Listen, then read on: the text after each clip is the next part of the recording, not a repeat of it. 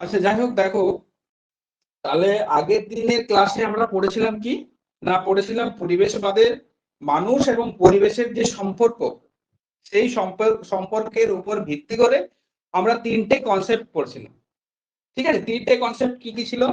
একটা ছিল নিয়ন্ত্রণবাদ ছিল, একটা সম্ভাবনাবাদ ছিল, একটা নবনিয়ন্ত্রণবাদ ছিল। এই তিনটে আগের ক্লাসে হয়েছিল। ঠিক আছে, যারা ক্লাস করতে পারেনি তারা রেকর্ডিং এ দেখে নেবে, রেকর্ডিং সেকশনে ওই ক্লাসগুলো আছে, তোমরা দেখে নেবে। তো দেখো, আজকে যে টপিকটা শুরু করব সেটা হচ্ছে অস্থিবাদ। অস্থিবাদ। আচ্ছা, অস্থিবাদ শুরু করার আগে তোমাদেরকে একটা গল্প বলি, ঠিক আছে?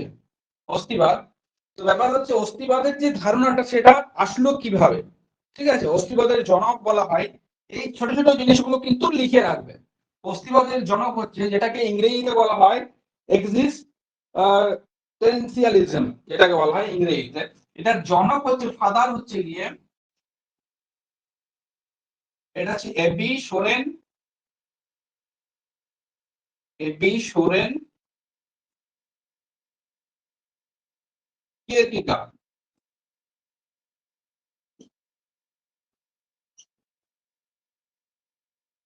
তাহলে এটার অস্থিবাদের জনক হচ্ছে গিয়ে এবি সোরেন কিয়েরকেগার। ইনি একজন ছিলেন হচ্ছে গিয়ে তোমার ড্যানিশ, মানে ডেনমার্ক, ড্যানিশ। ঠিক আছে, তো যে অস্থিবাদ আছে সে অস্থিবাদের উৎপত্তিটা হচ্ছে গিয়ে এনার এনার জীবনীকে ঘিরে।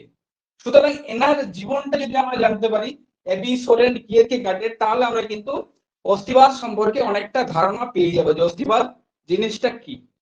ঠিক আছে, তাহলে দেখো, অস্থিবাদের অস্তিত্ব কিন্তু আমাদের সামনে এসেছিল দ্বিতীয় বিশ্বযুদ্ধের সময়। কার হাত ধরে এসেছিল? না, এটা এসেছিল হাইডেগার। জানো তো হাইডেগারের নাম শুনেছো? হাইডেগার। এই ইনফরমেশন গুলো দিয়ে রাখছি, এগুলো পরীক্ষাতে কাজে লাগতে পারে। তাহলে তাহলে এপি সোরেন কিয়েরকেগার্ড অলরেডি অস্তিত্ব, তোমার হচ্ছে কি, এটা অস্থিবাদের জন্ম হলো 1830 সালে। ঠিক আছে, তাহলে সালটা মনে রাখবে যে 1830 সালে। অস্তিত্ববাদ অনেক বই আছে, কোন বই অস্তিবাদও আছে। ঠিক আছে, অস্তিত্ববাদও বলতে পারো। এটার জন্ম ছিল 1830 সালে। এটার জনক কে ছিল? না, জনক ছিলেন এবি সোরেন কিয়েরকেগার্ড। ঠিক আছে, এটা জনসমুখ কেস ছিল। কেন জনসমুখ কেস ছিল? না, সেই সময় বইটা ডেনিশ ভাষায় লেখা, মানে ডেনমার্কে ওদের যে লোকাল ল্যাঙ্গুয়েজ, সেই ল্যাঙ্গুয়েজে লেখা হয়েছিল, তাই সেটা জনসমক্ষে আসেনি।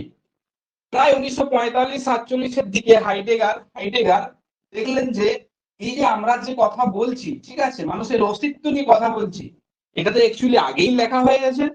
আগেই লেখা হয়ে গেছে। কে লিখেছেন?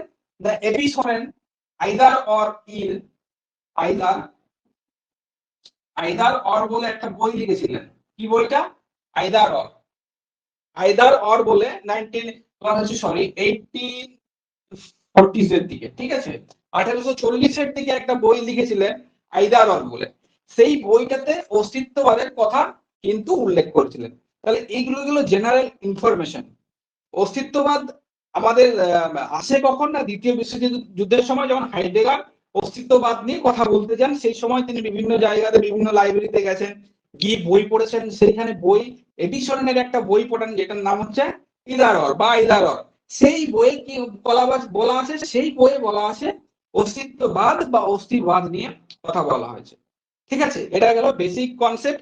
এইবারে দেখো, অস্থিবাদ জানতে গেলে কিন্তু আমার কি বললাম যে এবি সোরেন কিয়েরকেগার্ডের জীবনীটা যদি তুমি জানো, তাহলে কিন্তু অস্থিবাদের যে ধারণা সেটা কিন্তু পেয়ে যাবে।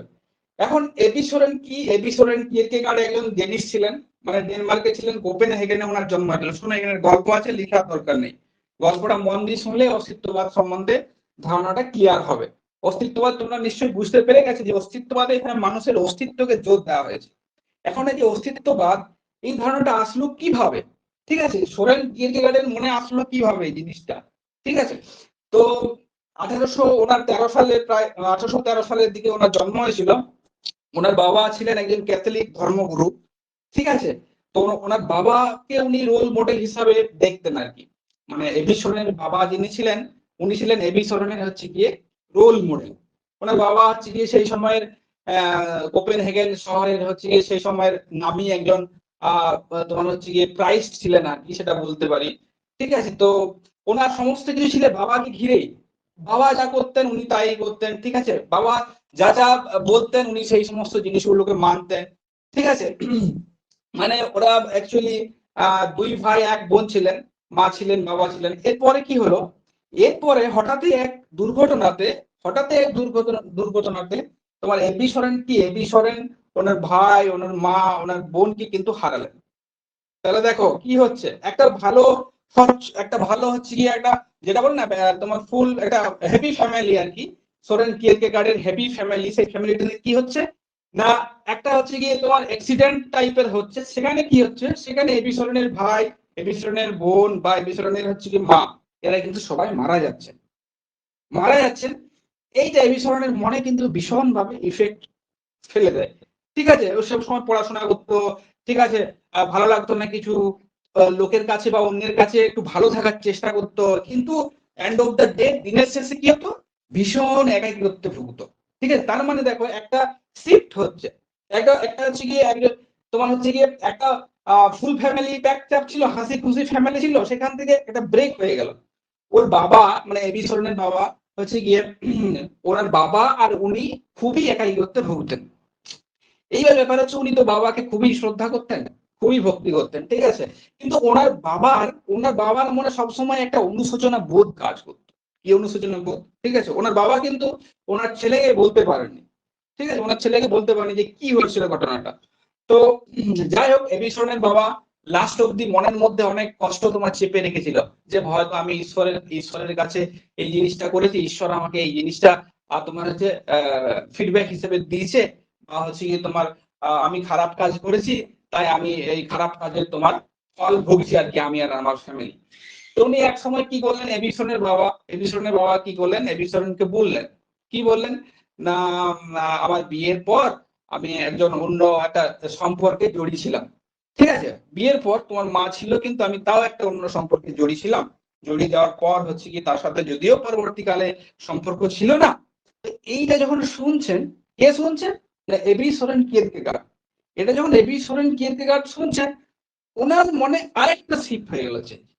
তার মানে দেখো, ওনার বাবার প্রতি যে রেসপেক্টটা ছিল, যেটা রোল মডেল হিসেবে উনি দেখতেন সব সময়, সেই রেসপেক্টটা কিন্তু সেই সময়ে ভেঙে গেল। এই ঘটনাটা ছিল তার বাবার মৃত্যুর 2 বছর আগে। এটা হচ্ছে 1840-এর দিকের ঘটনা। 1840 সালে এবি সোরেন কিয়েরকেগার্ডের শুরু হয়ে গেল সেকেন্ড ফেজ, জীবনের সেকেন্ড ফেজ, মানে দ্বিতীয় অধ্যায় যেটা বলতে পারি। তাহলে অলরেডি উনি দুটো ধাক্কা খেয়ে গেছেন, এবি সরেন দুটো ধাক্কা খেয়ে গেছেন। কি ধাক্কা খেয়েছেন না, উনি এক অ্যাক্সিডেন্টে ওনার সমস্ত ফ্যামিলিকে হারিয়েছেন, বাবা ওনার সাপোর্টে ছিলেন, মানে অবলম্বন ছিলেন, কিন্তু তারপরে কি হলো, বাবাকে উনি অসাধারণ অমায়িক শ্রদ্ধা করতেন, বাবাকে রোল মডেল হিসেবে দেখতেন, যেহেতু সমাজের একটা স্বনামধন্য ব্যক্তি ছিলেন ওনার বাবা, ঠিক আছে।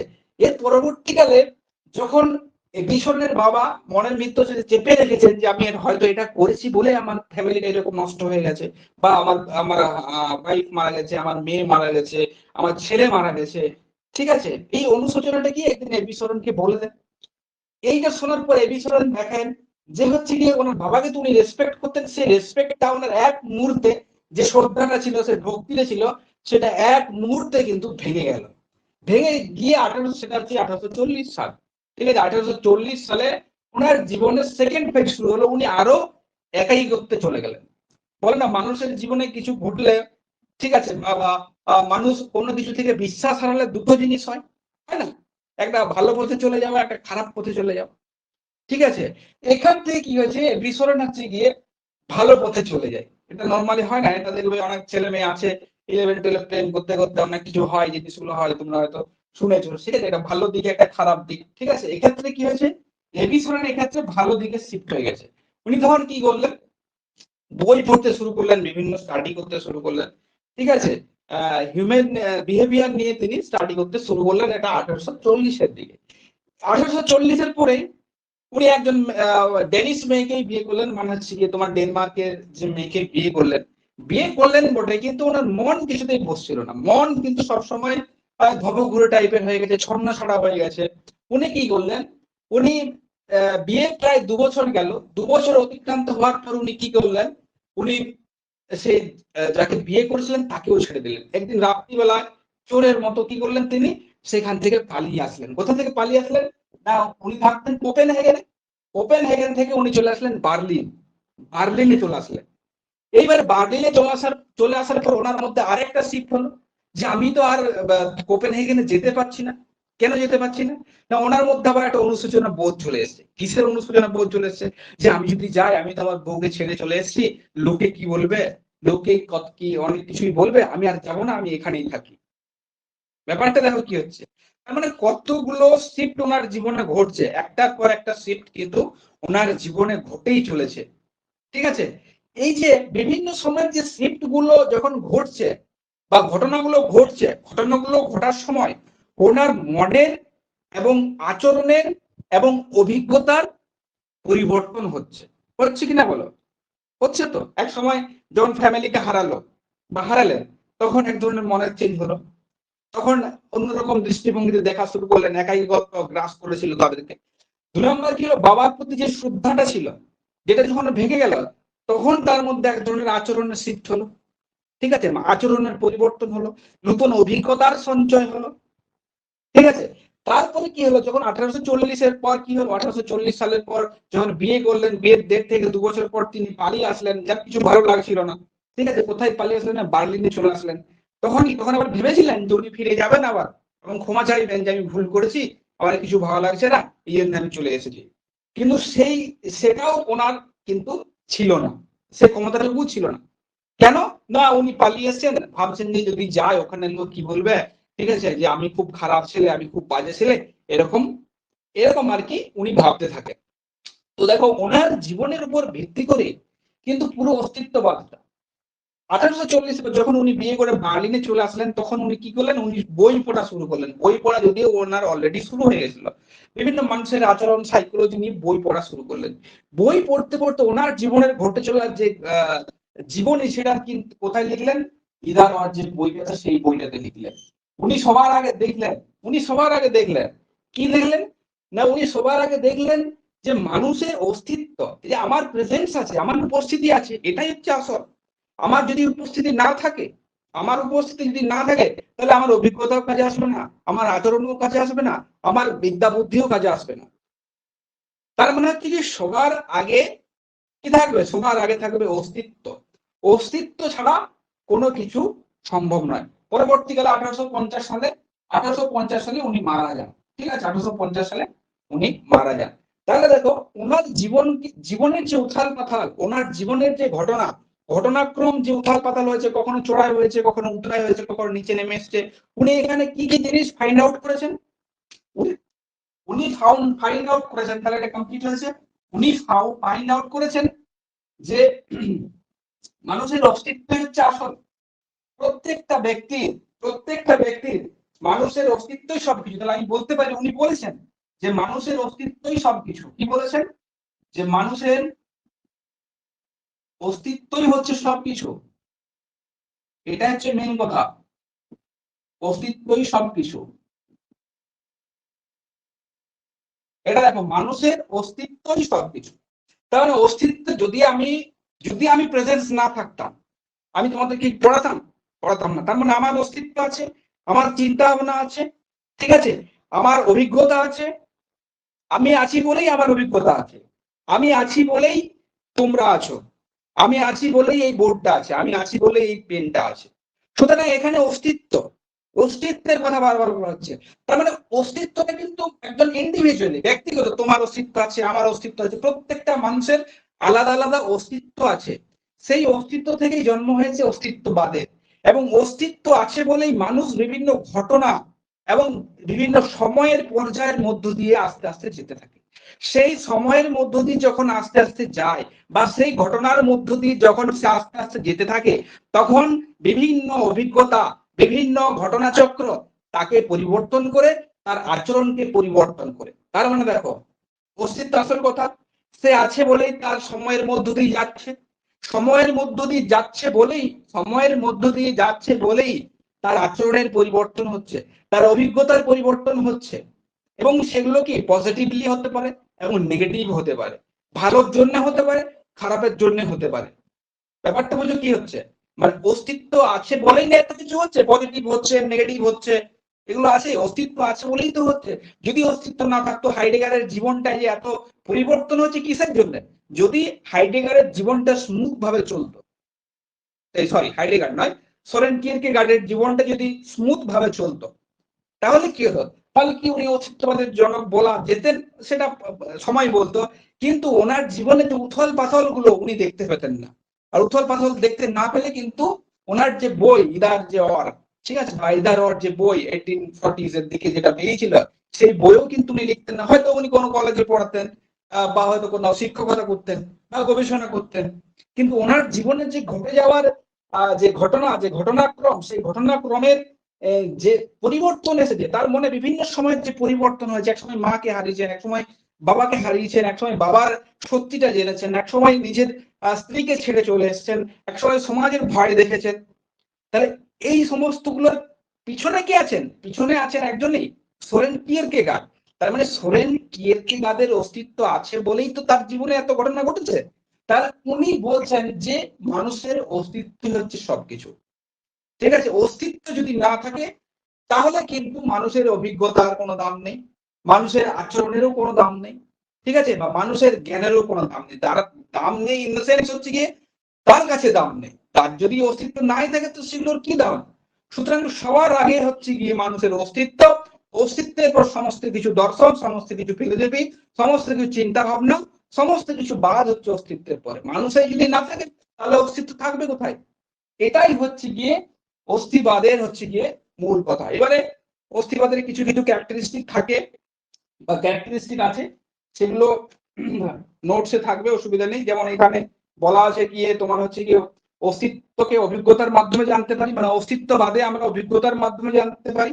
এক্ষেত্রে কি হয়েছে, এক্ষেত্রে ব্যক্তির স্বাধীনতা, ব্যক্তির দায়বদ্ধতা, ঠিক আছে, রেসপন্সিবিলিটিকে গুরুত্ব দেওয়া হয়েছে। আর আর এখানে সব থেকে বড় শিখ উনি বলেছিলেন যে হচ্ছে এখানে ধর্ম, এখানে ধর্ম আমাদের জ্ঞানকে কিন্তু বাধা দিচ্ছে। ঠিক আছে, ওনার বাবা থেকে এটা কিন্তু পেয়েছিলেন। ওনার বাবা ও ঈশ্বরের প্রতি যে অতিরিক্ত অন্ধবিশ্বাস ছিল, ঠিক আছে, ঈশ্বরের প্রতি বিশ্বাস থাকা ভালো, ঠিক আছে, সেটা নয়, ওনার যে কথা বলছি আমি, যে অন্ধবিশ্বাস ছিল, যে ওনার বাবা ভাবতেন যে আমি এটা করেছি বলে ঈশ্বর আমাকে ইয়ে করেছেন, তার মানে ধর্মভীরু ছিলেন একটু, ধর্মের ভেতরে লুকিয়ে থাকা, ঠিক আছে, মানে বর্তমান যে ঘটনাগুলো ঘটে চলেছে বা প্রেজেন্টসে কি আছে সেটা নিয়ে ভাবতেন না, ধর্মভীরু ছিলেন। তার মানে ওখান থেকে একটা কি ফাইন্ড আউট পেয়েছিলেন না, আধ্যাত্মিকতা যে আমাদের উন্নতি, সেই উন্নতিতে কিন্তু বাধা দিচ্ছে, ঠিক আছে। আর এখানে হচ্ছে গিয়ে এটা হচ্ছে কি বুদ্ধিবাদ বিরোধী এবং অ্যান্টি রেশনাল টাইপের একটা মতবাদ।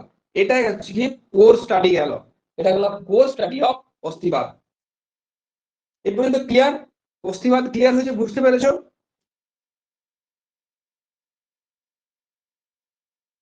যে পয়েন্ট গুলো বললাম ফিচার্সে, সেগুলো নোটসে থাকবে, ঠিক আছে।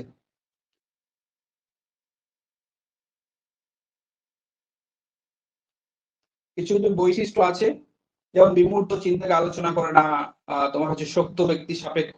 এখানে আগে মানুষের অস্তিত্ব কোশ্চেন একবার এসেছিল, যে মানুষের যেখানে অস্তিত্বকে প্রাধান্য দেওয়া হয় সেটা হচ্ছে গিয়ে কোন মতবাদের কথা বলা হয়েছে, সেটা হচ্ছে গিয়ে অস্থি মতবাদ বা এক্সিস্টেন্সিয়ালিজমের কথা বলা হয়েছে, ঠিক আছে। এটা কেন পপুলেশন হয়েছিল, এটা তো কেন পপুলার হয়েছিল 1947 বা 45 এর দিকে, না এই বইটাকে অনুবাদ করা হয় ইংরেজিতে, ডেনিশ থেকে ইংরেজি ভাষায় অনুবাদ করা হয়, তারপরে কিন্তু এটা জনসমক্ষে আসে। তাহলে এটা গেল অস্থিবাদ। অস্থিবাদ নিয়ে কারো কিছু বলার থাকলে বলো।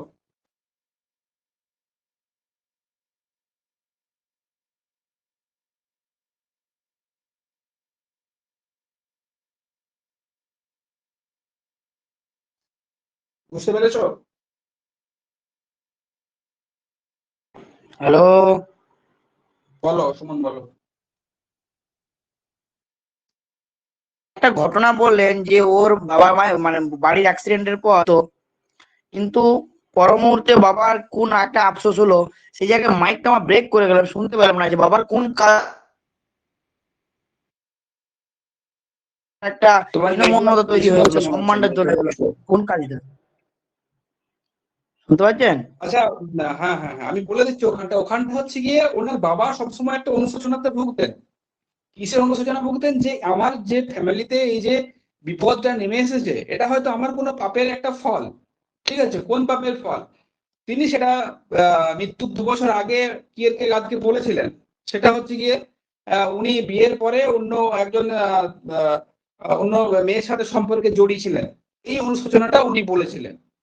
তারপরে সেকেন্ড স্টেপ শুরু হয়ে যায়, কিন্তু বাবার প্রতি যে শ্রদ্ধা ছিল, যে ভক্তি ছিল, বাবাকে রোল মডেল হিসেবে আচ্ছা আচ্ছা, দেখতেন। উনি ঠিক আছে, ভেবেছিলেন ওই কারণের জন্য ফ্যামিলিটা শেষ হয়ে গেল, তাই তো? হ্যাঁ হ্যাঁ হ্যাঁ, উনি ভেবেছেন। ঠিক আছে, তার মানে আচ্ছা এখান থেকে আচ্ছা। একটা ধর্মভীরুর একটা তোমার যোগ রয়েছে। হম। আচ্ছা, আমরা পরের মতবাদে চলে যাবো। আমরা কোর্স স্টাডি করছি কনসেপ্ট ক্লিয়ারের জন্য, শুধুমাত্র আলোচনাগুলো করছি। ঠিক আছে, এগুলো নিয়ে এক একটা এগুলো দর্শন। ঠিক আছে, তোমার এক একটা বই আছে, মানে এক একটা ক্লাসে তোমার এগুলো শেষ হওয়ার কথা নয়, কিন্তু এগুলো শেষ করতে হচ্ছে। যাই হোক, পরের একটা আমরা অস্তিত্ববাদটা কি আমাদের হ্যাঁ বলো অন্তর্ভুক্ত?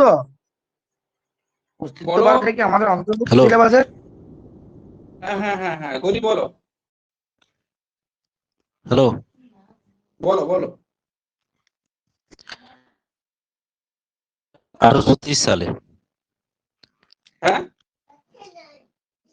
অস্তিবাদ আর অস্তিবাদের এই যে আইদার 1830 অর সালে যে বইটা আছে, এটা ধারণাটা হ্যাঁ, এসেছিল আর 1830, বইটা পাবলিশ হয়েছিল 1840।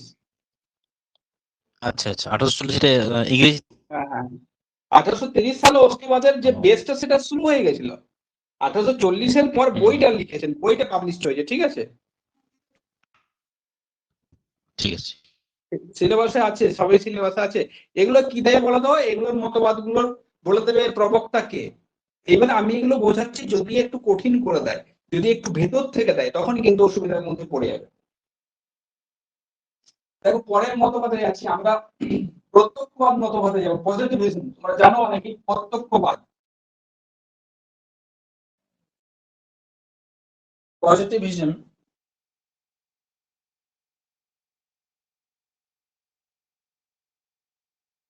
পজিটিভিজম বা প্রত্যক্ষবাদ। ঠিক আছে, দেখো, কে দিয়েছিলেন এই মতবাদটা, কে দিয়েছিলেন জানা আছে কি?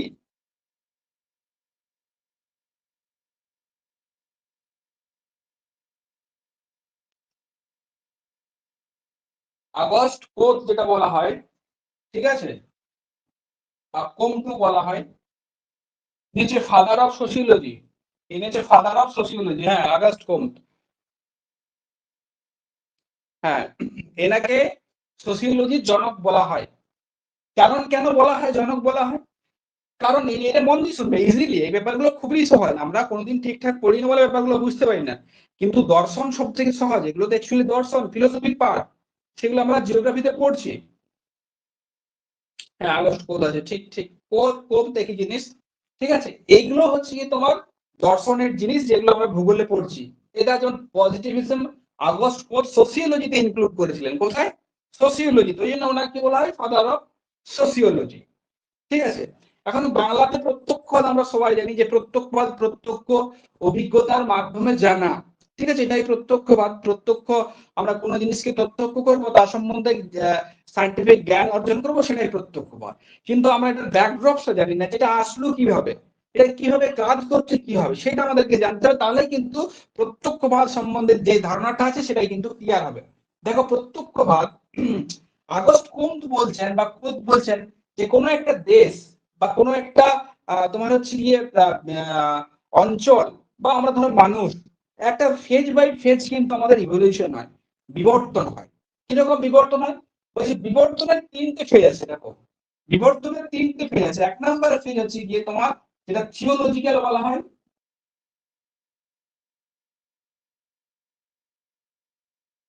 থিওলজিক্যাল আমি বাংলাতে পরে আসছি। একটা হচ্ছে থিওলজিক্যাল, আর একটা হচ্ছে মেটাফিজিক্যাল। মেটাফিজিক্যাল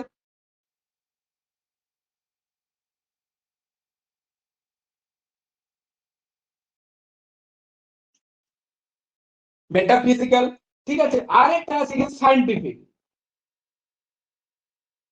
একটা যে সায়েন্টিফিক, মেটাফিজিক্যাল বানানটা কি শিখলো, মেটা পিএইচ ওয়াই, ফিজিক্যাল হবে P H Y, P H Y S I C L, P H Y S I C L. ঠিক আছে, মেটাফিজিক্যাল। আরেকটা আছে সায়েন্টিফিক বা বিজ্ঞানসম্মত।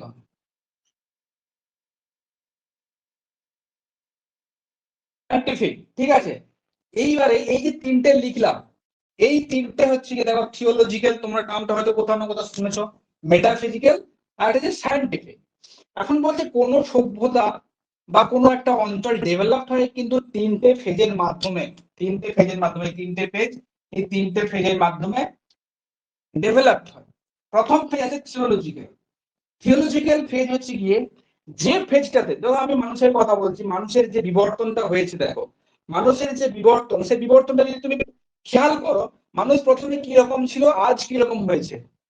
আগে কি রকম ছিল তুমি একবার ভাবো, মানুষ প্রথমে কি নেকেড ছিল, চার হাতে পায়ে চলতো তোমার, ঠিক আছে। পরে কি হলো, আগুনের ব্যবহার শিখলো, গাছের তোমার খোসা দিয়ে কাপড় জামা পরতে শিখলো, তারপর আস্তে আস্তে চাকা বানালো, তাদের ফেজটা দেখো, চাকা বানালো, তারপর আস্তে আস্তে গিয়ে তোমার হচ্ছে গিয়ে আরো বিভিন্ন বৈজ্ঞানিক চিন্তা ভাবনা তাদের মধ্যে আস্তে আস্তে আস্তে আস্তে ডেভেলপ হতে লাগলো, এবং সেই ডেভেলপ হতে হতে হতে হতে আজকে কোথায় এসে দাঁড়িয়েছি, না আজকে আমরা চাঁদে পৌঁছে গেছি, আজকে আমরা মঙ্গলে পৌঁছে গেছি। তার মানে কি, আমরা উন্নত হচ্ছি। উন্নত হচ্ছে কিভাবে, না উন্নত হচ্ছে এই তিনটে ফেজের মাধ্যমে। প্রথমে থিওলজিক্যাল, থিওলজিক্যাল ফেজ মানে হচ্ছে কি যেখানে পুরোপুরি ঈশ্বর নির্ভর, যেখানে পুরোপুরি আমি লিখে দিচ্ছি এখানে ঈশ্বর নির্ভর, থিওলজিক্যাল মানে হচ্ছে ঈশ্বর নির্ভর, ঈশ্বর নির্ভর। তার মানে এখানে, এখানে তোমার কিছু, এখানে তোমার কিছু বলার বা এখানে তোমার কিছু করার নেই। এখানে যা কিছু হয়েছে, যা কিছু হয়েছে এবং যা কিছু হবে, যা কিছু হয়েছে যা কিছু হবে সবই হচ্ছে কি ঈশ্বর দ্বারা নিয়ন্ত্রিত, গড দ্বারা নিয়ন্ত্রিত হয়েছে বা গড দ্বারা নিয়ন্ত্রিত আছে। তোমার এখানে কোনো তোমার হচ্ছে ব্যক্তি স্বাধীনতা নেই, তোমার হচ্ছে কি তুমি কিছু বলতে পারবে না। এখানে আগে ছিল না যে, দেখতে আগে যারা রাজা ছিলেন, রাজরাজা ছিলেন, তারা কি মনে করতেন যে আমরা হচ্ছে ঈশ্বরের দূত, আমরা যা করবো সেটা ঠিক, এরা জনগণ হচ্ছে প্রজা, ঠিক আছে, এদেরকে যা বলবো এরা তাই করবে। আর জনগণও কি করতো, মাথা পেতে নিত, সমস্ত কিছুটা মাথা পেতে নিত না, ঈশ্বরের ভয় দেখাতো। তার মানে কি, এই একটা ফেজ, থিওলজিক্যাল যে ফেজটা, থিওলজিক্যাল যে ফেজটা সেটা হচ্ছে কি তোমার ঈশ্বর নির্ভর, ঈশ্বর নির্ভর, ঠিক আছে। এখানে তোমার কিছু বলার কিন্তু অধিকার নেই, তুমি যা করবে ওই রাজার নির্দেশে করবে। যেমন ছিল না আগেকার, যদি কিছু সাইন্টিফিক ওয়েতে ব্যাখ্যা করতে যেত, জেল বন্দি করে দিত বা মেরে দিত বা মুন্ডুচ্ছেদ করে দিত, এই ঘটনাগুলো দেখেছো, সিনেমাতে দেখেছো বা হিস্ট্রিতে পড়েছো এই সমস্ত জিনিসগুলো। তাহলে দেখো থিওলজিক্যাল যে সেটা, সেটাতে কি বলা হচ্ছে, সেখানে বলা হচ্ছে যে মানুষ ঈশ্বর নির্ভর। এরপরে কি হবে, না যত দিন যাবে, যত সময় যাবে, মানুষের ঈশ্বরের প্রতি নির্ভরতা, কারণ মানুষ তো একটা রেশনাল না, যুক্তিবাদী, ঠিক আছে, সমস্ত কিছু নিজে চিন্তা ভাবনা করবে, নিজে চিন্তা ভাবনা করে বিচার বুদ্ধির দ্বারা বিবেচনা করবে, সে আস্তে আস্তে কি হবে, মেটাফিজিক্যালের দিকে এগোবে। মেটাফিজিক্যাল মানে কি, কারোর সাথে একাত্ম হওয়া, কারোর সাথে কার্যকারণ খোঁজার, সম্পর্ক খোঁজার চেষ্টা করা।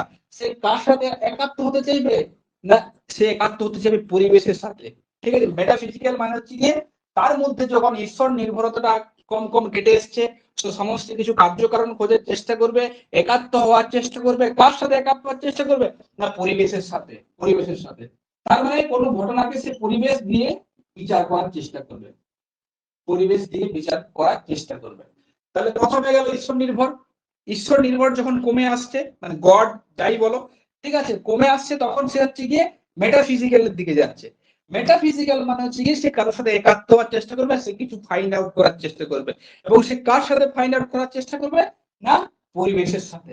কোনো ঘটনাকে সূক্ষ্মতর, সূক্ষ্ম থেকে সূক্ষ্মতর ঘটনাকে ব্যাখ্যা করার চেষ্টা করবে কার সাথে, না পরিবেশের সাথে। এটা গেল 2 নম্বর ফেজ। মানে টোটাল যে কোনো একটা সমাজ, কোনো একটা সিভিলাইজেশন ডেভেলপ করছে তার ক্রমটা দেখাচ্ছি, ঠিক আছে। এবং লাস্ট কি আছে, সায়েন্টিফিক। যেমন ধরো আমরা এখন বর্তমানে এট প্রেজেন্ট যেটা রয়েছে, ঠিক আছে, সায়েন্টিফিক কি, তখন মানুষের বিচার বুদ্ধি, সংস্কৃতি, তোমার হচ্ছে কি বিদ্যা বুদ্ধি, এগুলোর দ্বারা কি প্রত্যেকটা জিনিসের কার্য এবং কারণ করার চেষ্টা, খোঁজার চেষ্টা করবে। এই ফেজে কি হয়, এই ফেজে সরাসরি যে ঈশ্বরের উপর হাত আছে বা কোনো জিনিসে ঈশ্বরের উপর ইনফ্লুয়েন্স আছে, সেগুলো পুরোপুরি কমে আসে। তুমি দেখো এট প্রেজেন্টের কথা, এট প্রেজেন্টে টোটালি আমরা এখন আলাদা হয়ে গেছে, আমরা শ্রদ্ধা ভক্তির জায়গা থেকে আমি বলছি না, ঠিক আছে, আমরা টোটালি সায়েন্টিফিক বিজ্ঞানের দ্বারা ঘিরে আছি পুরোপুরি, একদম সকাল থেকে রাত পর্যন্ত বিজ্ঞান দ্বারা ঘিরে আছি। আমরা প্রত্যেকটা জিনিসের কার্য এবং কারণ খোঁজার চেষ্টা করি, ঠিক আছে। সেটাই হচ্ছে কি, যখন আমরা বিজ্ঞানসম্মত ভাবে কার্য এবং কারণ খোঁজার চেষ্টা করি, যখনই কার্য এবং কারণ, কার্য এবং কারণ খুঁজবো, কার্য এবং কারণ খুঁজবো, তখনই কিন্তু আমরা চলে আসবো এই প্রত্যক্ষবাদে। ব্যাপারটা দেখো কোথায় তাহলে প্রত্যক্ষবাদ কিভাবে আসলো না, যখন আমরা সায়েন্টিফিক ওয়েতে কোনো কিছু বিচার করার চেষ্টা করব বা কার্যকারণ খোঁজার চেষ্টা করব, সেটা কি, সেটা হচ্ছে কি তোমার চলে আসবে প্রত্যক্ষবাদে। তাহলে যখন আমরা কোনো ঘটনাকে বা আমাদের এনভায়রনমেন্টে ঘটে যাওয়া ঘটনা বা যেটা চলছে বা ভূপ্রকৃতি বলো বা স্পেস বলো বা স্থান বলো বা ভূমিরূপ বলো বা মানুষ প্রকৃতির সম্পর্ক বলো, এগুলোকে যখন আমরা সায়েন্টিফিক ওয়েতে কার্য এবং কারণ খোঁজার চেষ্টা করব, তখন সেটাই হচ্ছে কি তোমার প্রত্যক্ষবাদের জন্ম বা সূত্রপাত আমরা এখান থেকে বলতে পারি। যখনই আমরা কার্য এবং কারণ খোঁজার চেষ্টা করছি, তখনই জানবে যে আমরা পজিটিভিজমের দিকে কিন্তু আস্তে আস্তে যাচ্ছে বা আমরা চলে এসেছি। ঠিক আছে, তাহলে এইটা গেল ব্যাকড্রপ। ঠিক আছে, তার মানে একটা সিভিলাইজেশন কিভাবে আস্তে আস্তে ডেভেলপ হলো এবং কিভাবে প্রত্যক্ষভাবে এসে থামলো। ঠিক আছে, তাহলে এটা গেল প্রত্যক্ষবাদের ব্যাকড্রপ। এখানে সমর্থক লিখতে পারো, যেমন হচ্ছে বেকন আছে, ডেভিড হিউম আছে। প্রত্যক্ষবাদের সমর্থক যদি বলো, সমর্থক কে কে আছেন না, সমর্থক আছেন বেকন, ফ্রান্সিস বেকন আছেন, বেকন আছেন। তারপরে ডেভিড হিউম বলো, ডেভিড হিউম আছেন, ডেভিড হিউম আছেন। ঠিক আছে, এই কজনের নাম লিখবে পজিটিভিজমের। ঠিক আছে, এইবার আসি কি দেখো যে প্রত্যক্ষবাদের অ্যাসপেক্টস কি।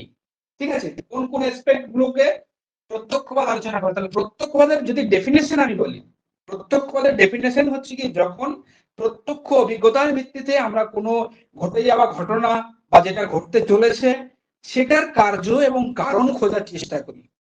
প্রত্যক্ষ অভিজ্ঞতার মাধ্যমে, প্রত্যক্ষ মানে আমার অভিজ্ঞতার মাধ্যমে আমি বিচার করার চেষ্টা করছি, তখন সেটা হচ্ছে কি তোমার প্রত্যক্ষবাদ বা পজিটিভিজম। এটার জনককে বা এটার ধারণাটা কে দিয়েছিলেন না, অগাস্ট কোম্ট বা অগাস্ট কোম্ট এই ধারণাটা কিন্তু দিয়েছিলেন। ঠিক আছে, তাহলে রেসপেক্টস কি হবে,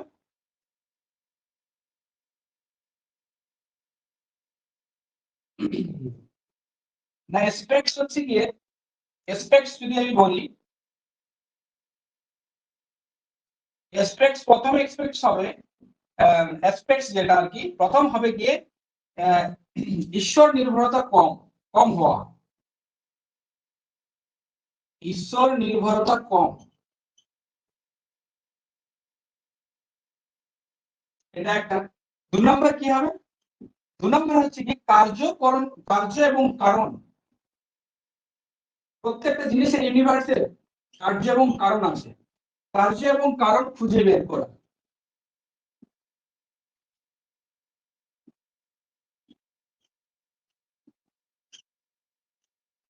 তিন নম্বর অ্যাসপেক্টস কি হবে, 3 নম্বর অ্যাসপেক্টস হবে গিয়ে তোমার হচ্ছে প্রয়োগবাদের মাধ্যমে, প্রয়োগবাদের মাধ্যমে,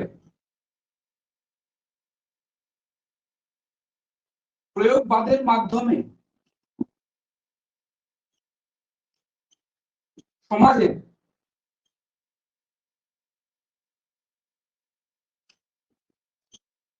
বিভিন্ন সমস্যা দূর করা,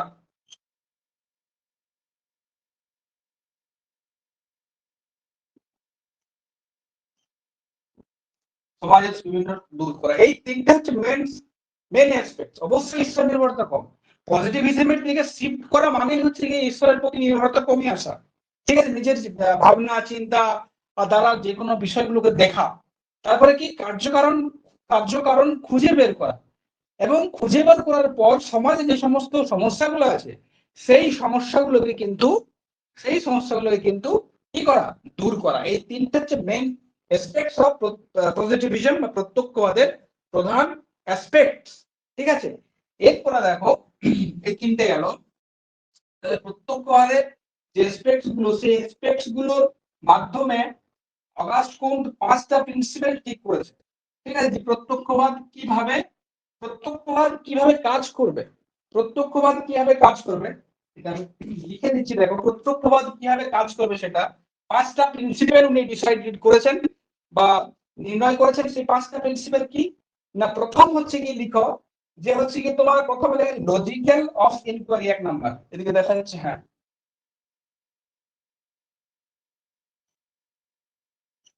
লজিক্যাল অফ ইনকোয়ারি,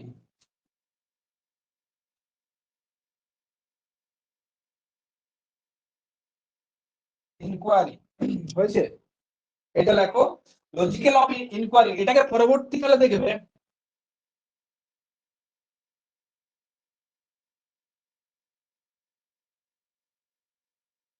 আচ্ছা, এদের সমর্থক আমি বললাম, এদের সমর্থক ছিলেন বেকন ছিলেন, ডেভিড হিউম ছিলেন, তারপরে হচ্ছে কি রাসেল ছিলেন, এদের সমর্থক আর কি।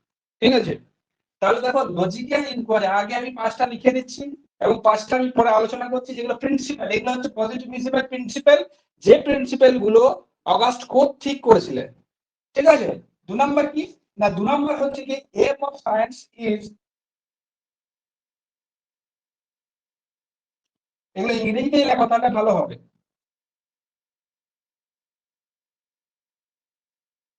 is to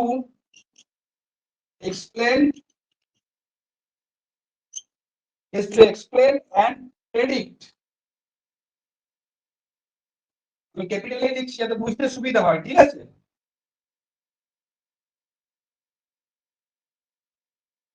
এখানে 2। 3 নাম্বার হচ্ছে সায়েন্টিফিক নলেজ, 3 নাম্বার হচ্ছে scientific knowledge.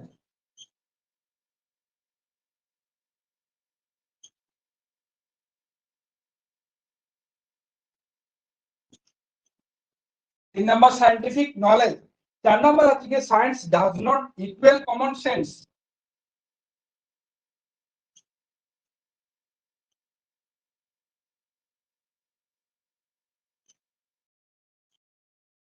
Does not equal common sense।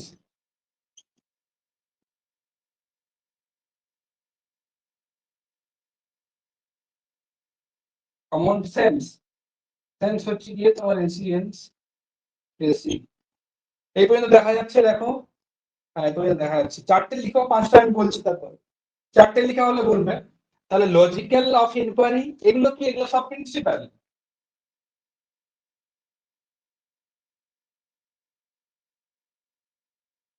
কার এই প্রিন্সিপাল গুলো কে ঠিক করে দিয়েছিলেন? এই প্রিন্সিপাল গুলো ঠিক করেছিলেন অগাস্ট কোট বা August come.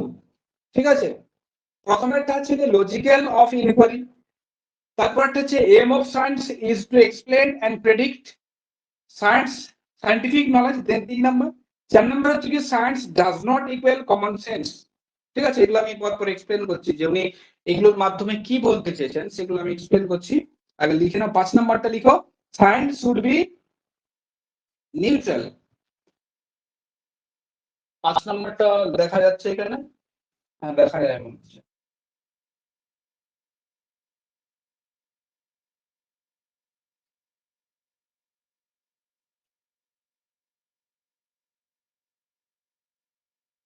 Science should be neutral.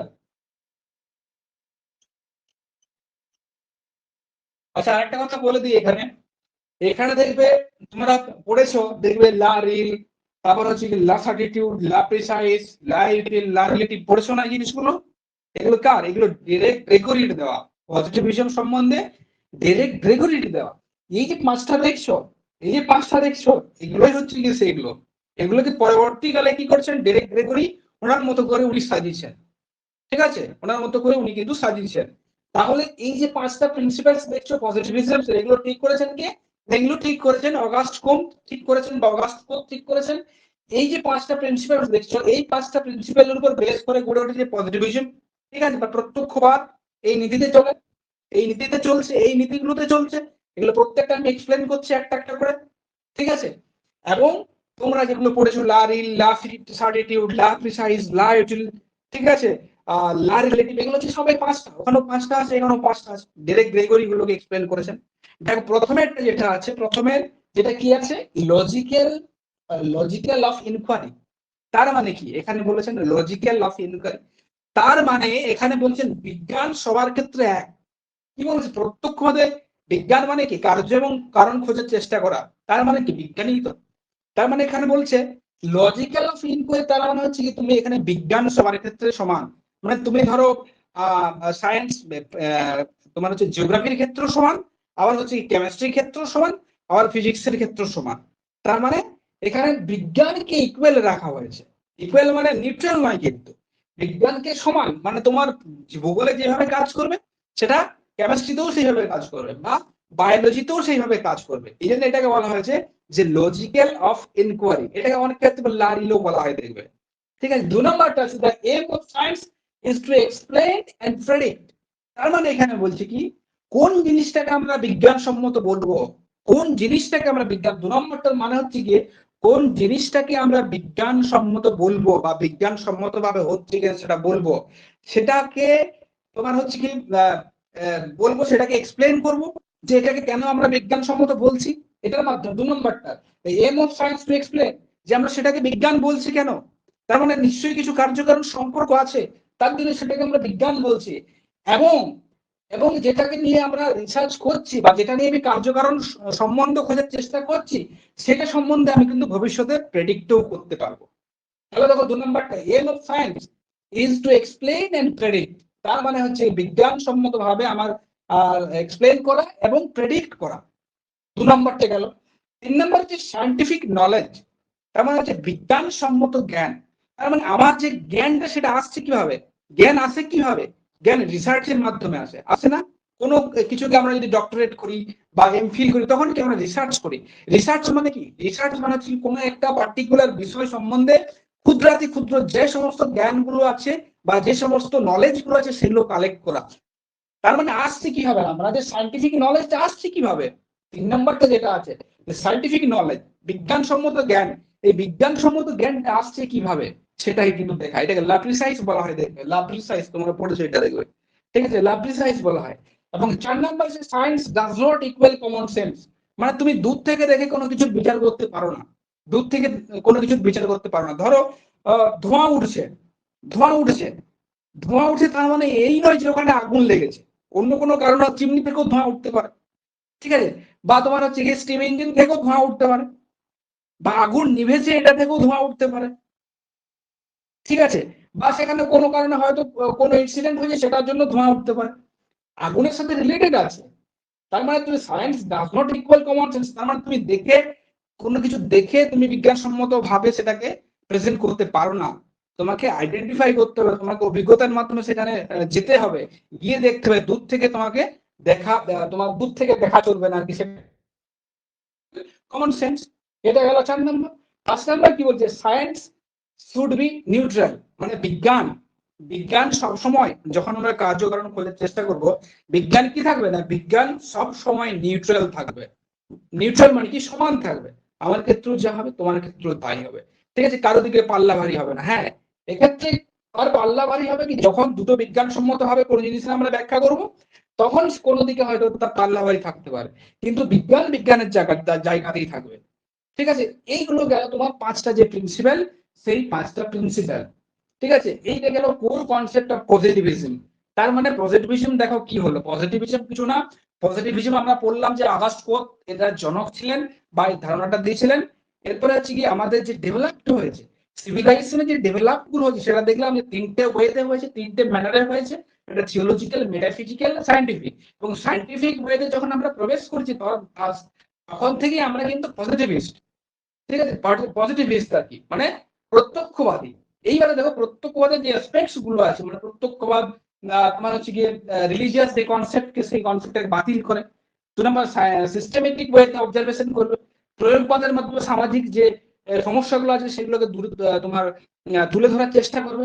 এবং কি হচ্ছে এই প্রত্যক্ষবাদ যে 5টা যে প্রিন্সিপালস আছে, 5টা প্রিন্সিপালের কথা বললাম যেটা তোমরা পড়েছো, যেটা গ্রেগরি, ঠিক আছে, সেটাকে একটু মডিফাই করে লেখা আছে, ঠিক আছে। সেই 5টা প্রিন্সিপাল এইখানে পজিটিভিজমে কি করে কাজ করছে সেই জিনিসটা কিন্তু এখানে দেখা হয়েছে। এই পর্যন্ত ক্লিয়ার? তো পজিটিভিজম এই পর্যন্ত ক্লিয়ার?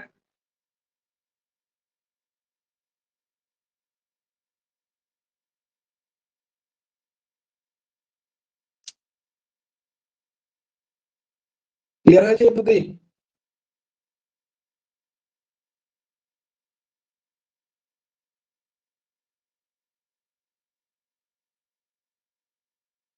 ক্লিয়ার তো? রেসপন্স করে নাকি? ঠিক ঠিক ঠিক আছে।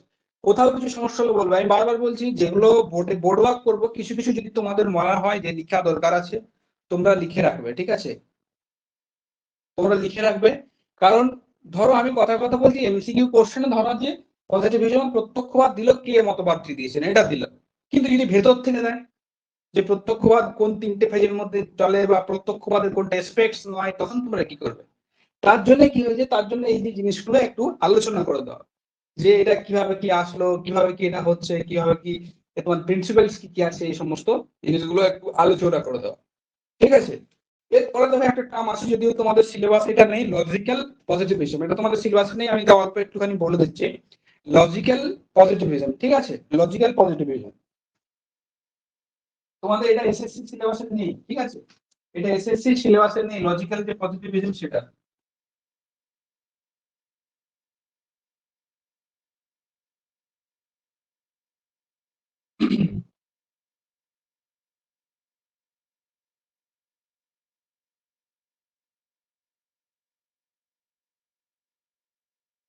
লজিক্যাল পজিটিভিজম, এটা নিয়ে দু একটা কথা বলে দিই। এটা 1920 সালে, তার কারণ পজিটিভিজমের কিছু তোমার ক্রিটিক্স বা সমালোচক যারা সমালোচনা করতে অলরেডি শুরু করে দিয়েছিলেন, সেই সমালোচনা থেকেই লজিক্যাল যে পজিটিভিজম, লজিক্যাল যে প্রত্যক্ষবাদ বা যুক্তিসঙ্গত যে প্রত্যক্ষবাদ, সেই যুক্তিসঙ্গত প্রত্যক্ষবাদ কিন্তু আমাদের জনসমক্ষে আসে। সেটা কখন আসে না, এটা 1920 সালে, 1920 সালে ভিয়েনাতে, ভিয়েনা সার্কেল, লিখে রাখবে, Vienna circle, Vienna circle. Vienna circle কি না, ভিয়েনা সার্কেল হচ্ছে কি কিছু বৈজ্ঞানিকদের সংগঠন, কিছু দার্শনিকদের বা ভৌগোলিকদের কিছু সংগঠন, যেটাকে নাম দেওয়া ছিল ভিয়েনা সার্কেল। সেই ভিয়েনা সার্কেল এই উৎপত্তি হয়েছে লজিক্যাল পজিটিভিজমের যে ধারণা, সেই ধারণা কখন হয়েছিল না, 1920 সালে হয়েছিল। এটা কার হাত দিয়ে হয়েছিল না, মনে রাখবে হচ্ছে রুডলফ কার্নাপ। কি নামটা ছিল? রুডলফ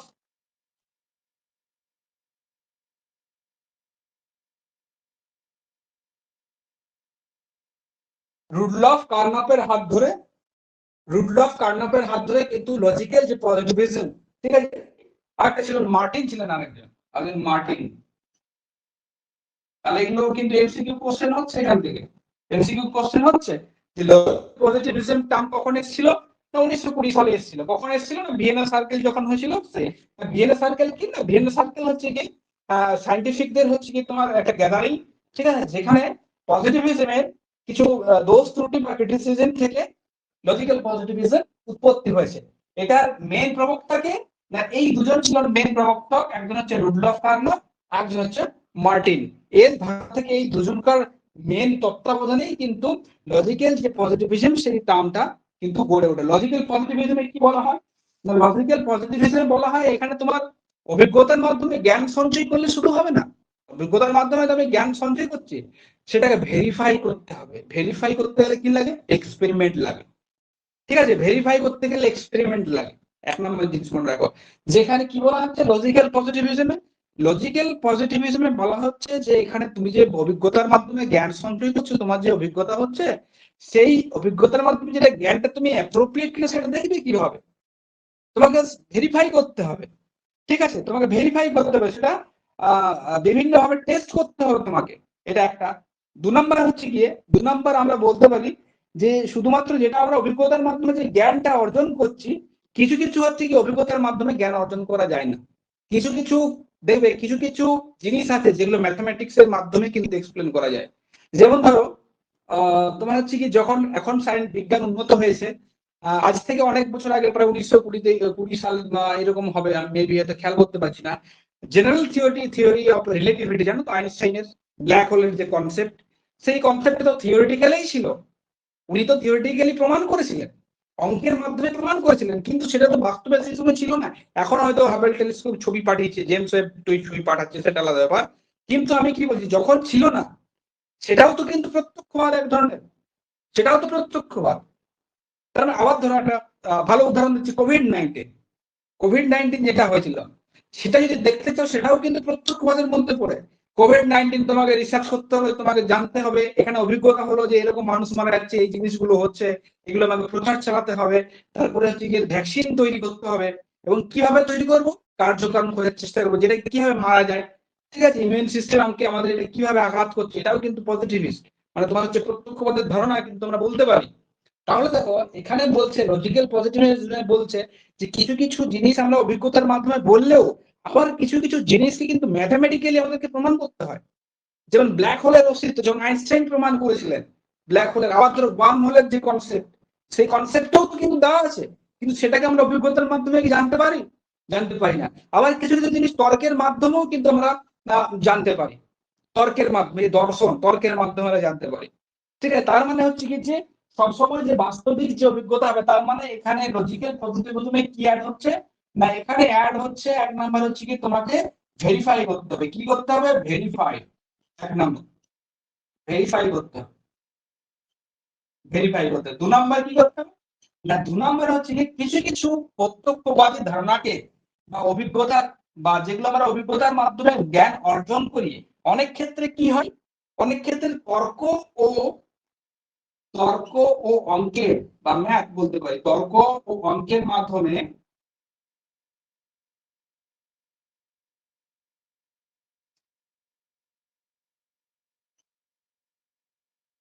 মাধ্যমে প্রত্যক্ষবাদকে ব্যাখ্যা করা যায়। এখানে কিন্তু কোনো অভিজ্ঞতা কাজে আসবে না।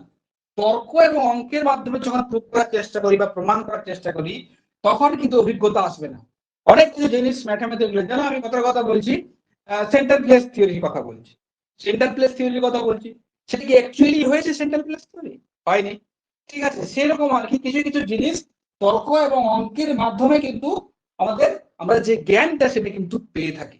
তার মানে এখানে পজিটিভিজমের কিছু তোমার যে দুর্বলতা ছিল, সেই দুর্বলতাগুলো থেকে কিন্তু আমার যে লজিক্যাল যে পজিটিভিজমটা, সেই লজিক্যাল পজিটিভিজম এর ধারণাটা সেটা কিন্তু ইভলভ হয় বা তৈরি হয়। ঠিক আছে, তাহলে এটুকু মনে রাখো, আর কিছু জানার দরকার নেই এখানে। যে যেহেতু সিলেবাসে নেই, এটা হচ্ছে ভিয়েনা সার্কেলে 1920 সালে তোমার তৈরি হয়েছিল কিছু সায়েন্টিস্টদের তোমার হচ্ছে কি গ্রুপ নিয়ে, যেখানে রুডলফ কার্নক আছে, মার্টিন ছিলেন হচ্ছে গিয়ে প্রধান হচ্ছে গিয়ে প্রবক্তা। এবং এখানে কি বলা হয়, এখানে ভেরিফাই করতে বলা হয়, এবং তর্ক অঙ্কের মাধ্যমেও আমরা কিন্তু কিছু কিছু অভিজ্ঞতা পেয়ে থাকি। ঠিক আছে, তো এইটাই গেল টোটাল আমার জিস্ট অফ পজিটিভিজম বা প্রত্যক্ষবাদ। ক্লিয়ার তো?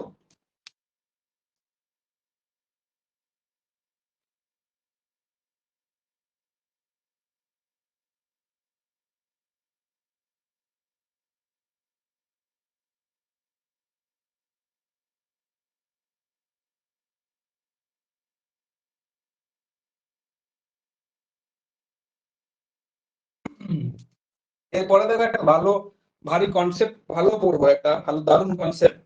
ঠিক আছে, সেটা হচ্ছে আদর্শবাদ আর হচ্ছে বস্তুবাদ। আদর্শবাদ, আচ্ছা এইগুলো আমরা আগে কেন পড়ছি, অবলিক না ও,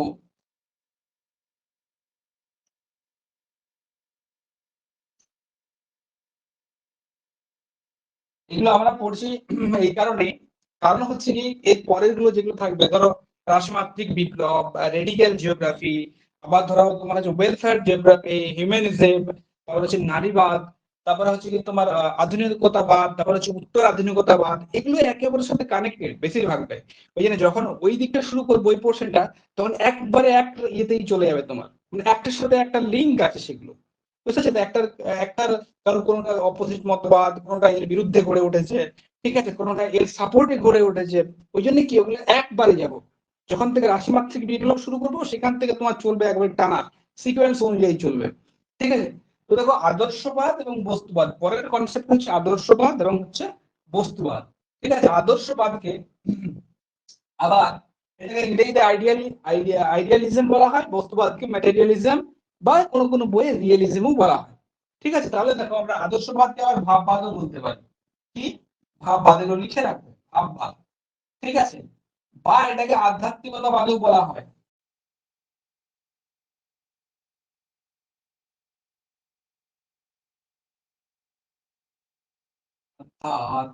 আধ্যাত্মিকতাবাদ, আধ্যাত্মিকতাবাদও বলা হয়। আর বস্তুবাদকে কি বলা হয়? বস্তুবাদকে বলা হয় প্রকৃতবাদ বা রিয়েলিজম। ঠিক আছে, তার মানে দেখো এখানে আদর্শবাদকে কি বলা হচ্ছে, আইডিয়ালিজমকে কি বলা হচ্ছে, ভাববাদ বলা হয়, ভাববাদ বলা হয়, আধ্যাত্মিকতাবাদ বলা হয়। এবং আদর্শবাদ, এই তিনটে একটাই। আর বস্তুবাদ হচ্ছে গিয়ে বস্তুবাদ আর হচ্ছে প্রকৃতবাদ। এখন এই দুটো একসাথে লিখলাম কেন? এই দুটো একসাথে লিখলাম কারণ এই দুটো মতবাদ হচ্ছে একে অপরের বিরুদ্ধাচরণের মতবাদ, বা একে অপরের অপোজিট একটা তোমার হচ্ছে কি মতবাদ আমরা বলতে পারি। কারণ একটা বুঝতে পারলে আর একটা তুমি ইজিলি বুঝতে পারবে। সেই জন্য হচ্ছে কি তোমার এখানে বলা হয়েছে আদর্শবাদ এবং বস্তুবাদ। ঠিক আছে, এইবার দেখো, প্রথমে আমরা শুরু করবো যে আদর্শবাদ দিয়ে, তারপরে আমরা যাব বস্তুবাদে। ঠিক আছে, তাহলে আমরা শুরু করি আদর্শবাদ। তাহলে এটা থাক, আদর্শবাদ বা আধ্যাত্মিকতাবাদ। এখানে শোনার ব্যাপার বেশি আছে, লিখার ব্যাপার বেশি নেই। দেখো, আদর্শবাদের সূচনা কখন হয়েছিল? তোমার সক্রেটিস, বার্কলে লিখে রাখা হয়েছিল যে তোমার এটা হচ্ছে সমর্থককে সমর্থক ছিলেন সক্রেটিস, বার্কলে ছিলেন, তারপরে মহাত্মা গান্ধী ছিলেন, বিবেকানন্দ ছিলেন, তারপরে ঋষি অরবিন্দ ছিলেন। ঠিক আছে, অরবিন্দ ছিলেন। তাহলে দেখো এখন যে এটা কি বলা হয়েছে, আমরা কিছু দিলাম। আচ্ছা, ফ্রয়েড ছিলেন, হেগেল ছিলেন, এগুলো লিখে রাখবে যে ফ্রয়েড ছিলেন, হেগেল ছিলেন। আরো লিখে রাখো সমর্থক, ফ্রয়েড লিখে রাখো।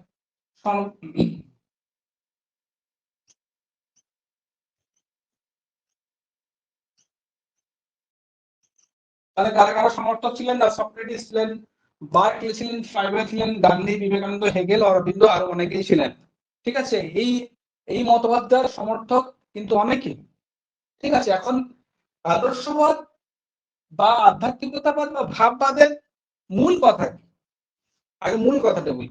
আধ্যাত্মবাদ বা ভাববাদ এর মূল কথা হচ্ছে গিয়ে এরা কি করে না, এরা জগৎ সৃষ্টি বা বিশ্ব ব্রহ্মাণ্ড সৃষ্টি এবং আশেপাশের যে সমস্ত ঘটমান, যে সমস্ত তোমার হচ্ছে গিয়ে ঘটনাগুলো চলছে সেগুলোর ব্যাখ্যা দেয়।